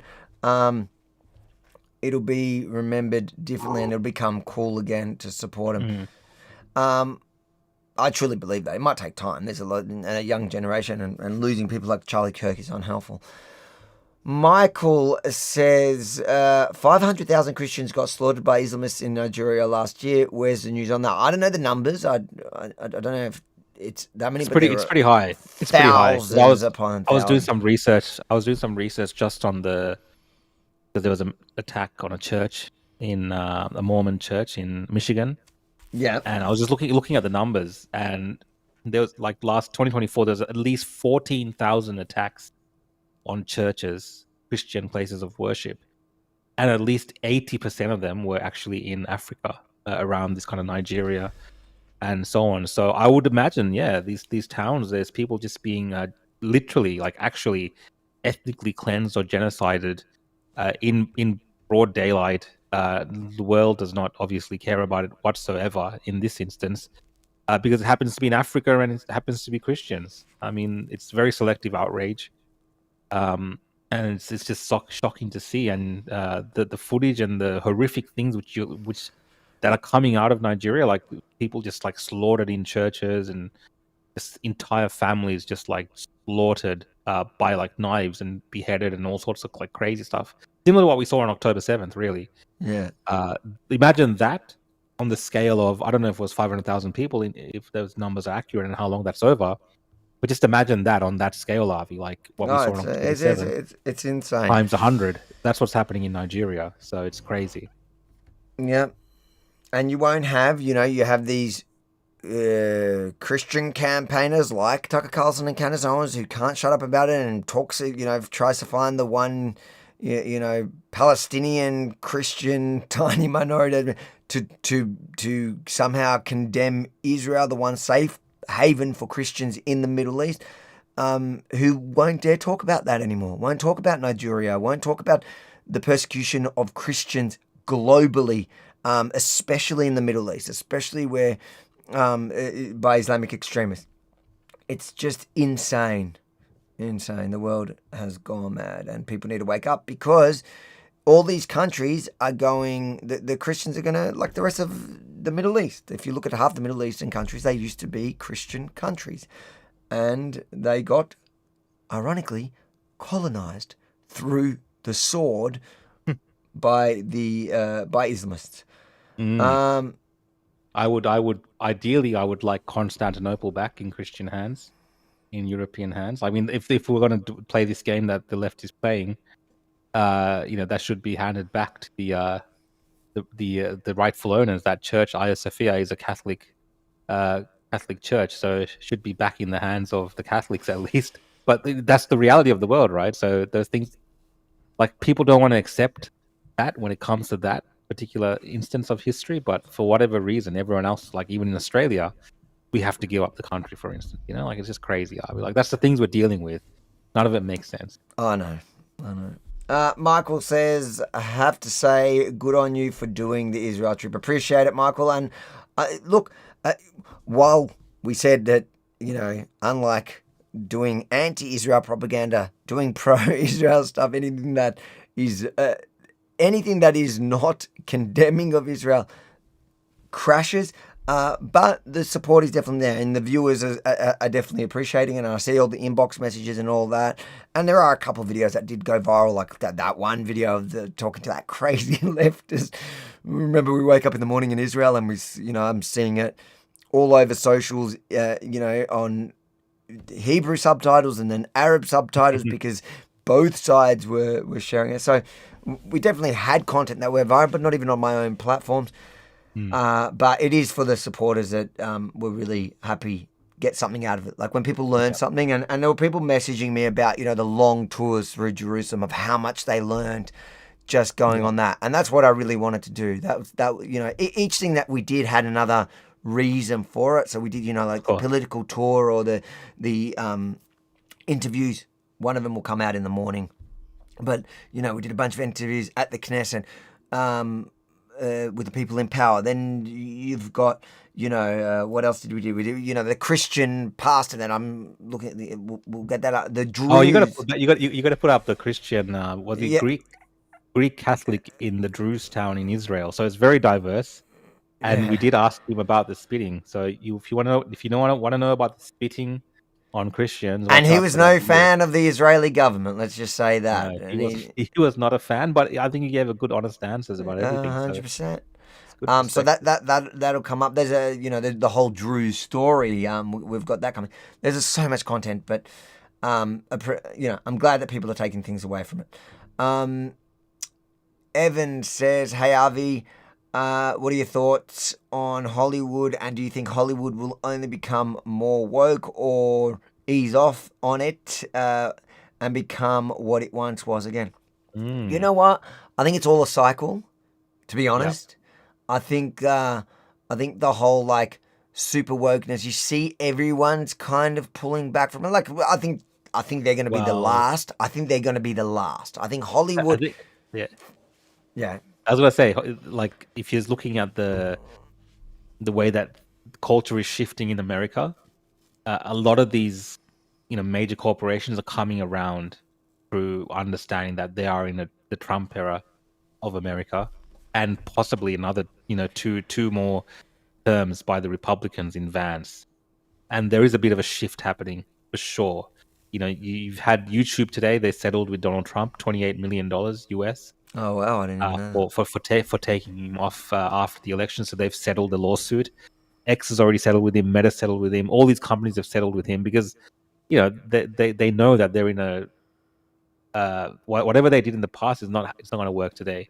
And I think to the point about Hollywood, Paramount Pictures, they're releasing a series on October 7th. Yeah. So there is a bit of a little bit of a shift going on in terms of content. It depends what you mean by Hollywood as well. Are you talking about the individual actors, or are you talking about the films? I think the films itself and the content that they create is going to become less woke, just because they're realizing go woke, go broke. The woke stuff all crashed out. So that's going to be a financial thing, and then I think the cultural thing is going to happen. But these celebrities are going to be last to the game. These guys don't believe anything they say. These climate change warriors who fly private jets around the world. They don't practice anything they preach. They don't believe it. They're just following the trend. So when culture moves away from wokeness, these people will become eventually anti-woke themselves. Yeah. But that's the problem about not standing for anything. Couple more super chats and we will end this stream. Jesse says, "Why do you think the left hates Christianity so much but seem to idolize Islam so much, considering Islam does not share or have any of their values?" Great question. Because to them, Islam right now is at the top of the oppressed. So everything from their point of view is oppressor and oppressor. Islam usually right now it's like a marker for a brown person who's an immigrant into the country. So they look at them. It is like literal racism. They look at them as victims of their own. Yeah, I agree. There is that. I also think that Islam is appealing to the left because that's kind of what they want to do at the end of it all. The left is actually what they want to emulate, is kind of what Islam is, In what way? Just in terms of way that they kind of force their particular ideology on everyone else. Sure, they're authoritarian, but there's elements of that. I think that they kind of look at and respect, especially when you look at the pro-Palestinian movement. They see the resistance, they see the terrorists as the resistance fighter. And they see them fighting a noble and just cause, and they want to emulate the same thing in Australia, for instance. They would literally fight a cause like that in Australia if they had the balls to do it, but they don't. So I think there is a bit of that. But it's funny you give that example, because just this week, so we see how then that explodes in their face. So we saw on the flotilla there was the quite public breakup of the leaders there that had to that resigned because the LGBT participants and Greta had to move boat. Like all this was happening because there's a conflict. So yeah, they might like the authoritarian aspect of Islam and the fact that they're just violent. They're willing to get what they want through violence. Yeah. But at the end of the day, I agree. It doesn't make sense because everything at its essence, everything they hate about Christianity is far worse in Islam. Like all the things that they condemn Christianity for, like the homophobia and like it might be in theory in Christianity, but it's in practice in a lot of these, like in Palestine, like in those places under the Hamas, like Islamist rule. It's they're still practicing throwing gays off buildings. So it doesn't make sense if you actually think about it. But no, it doesn't. And the freedom that the left enjoys is because of Christianity. At the end of the day, it's because of the Christian world and the evolution of certain principles and ideas, which are born from Christian ideas. It's some people find it not popular to say this anymore, but Judeo-Christian ideas, because if you trace it back far enough, that's where a lot of these concepts come from. But yeah, let's just look at the Christian world and how free it is, and that's why you have these kind of left-wing ideas. You have atheists, all these kind of things because of Christianity, because you can practice those things. What happens to someone in the Islamic world who renounces their religion, Avi? Well, the punishment for apostasy is death, so they kill him. Yeah, so that's the there reality. You go. Baz says, "Rest up, lads." Thank you, Baz. I'm looking forward to that. Aishan, how would you pronounce that? Ishan Shad. Ishan Chad. Ishan Shad says, "Do you think Andrew Tate and Tucker are getting paid by Qatar and so on, or do you think they generally just hate Israel and Jews and want clout?" So my personal opinion is I think Tucker might be getting paid from, like, I don't say that about many people, but there has been evidence that he's on some sort, like in some way, got a deal with, which includes Qatari money. But again, even for Tucker, it's a mix of two things. It is financial gain just from producing the content and publishing it online, and the clout. Like, I think he also has like a lot of these people like Tucker and Candace have a chip on their shoulder from their previous, their most recent employment. So Candace will be Ben Shapiro, Tucker will be the what's her names? Who owns Fox? Murdochs. The Murdochs, yeah. So it's like a way to push back and go, yeah, look, your narrative, nah. Watch me destroy your narrative. I don't. Do they hate Israel? Like, I don't know if I don't even know if I believe that even Candace Owens genuinely hates Jews. Like, I think it's all a show for her. And I can't believe that she even believes. The example of the Charlie Kirk letter. Like, did she really believe that Charlie Kirk's letter said whatever she was implying it said? Did she really believe it, or did she just not think anyone was going to get to see it? I'd say she just didn't think anyone was going to see the evidence, or that her voice, her platform is so big that it doesn't matter.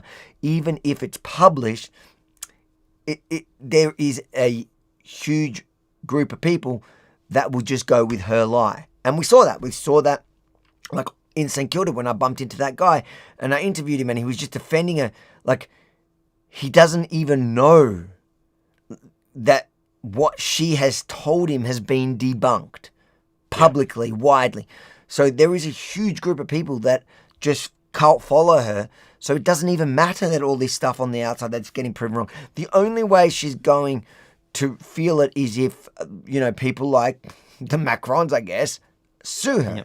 Or Charlie Kirk's thing, sue her. Like, unless these people sue her, and then it becomes like, but even then, I bet you they'll be like, oh, they're only going after her, like, because she's speaking truth. It's like, dude, These people are lost causes, I'd say. But you can't stop trying to reach people, to be honest. I'm just tired right now. Harry Holzer, last super chat, says, Avi, when you go to Miami again, would you ever consider going on Fresh and Fit with Myron if they invited you on?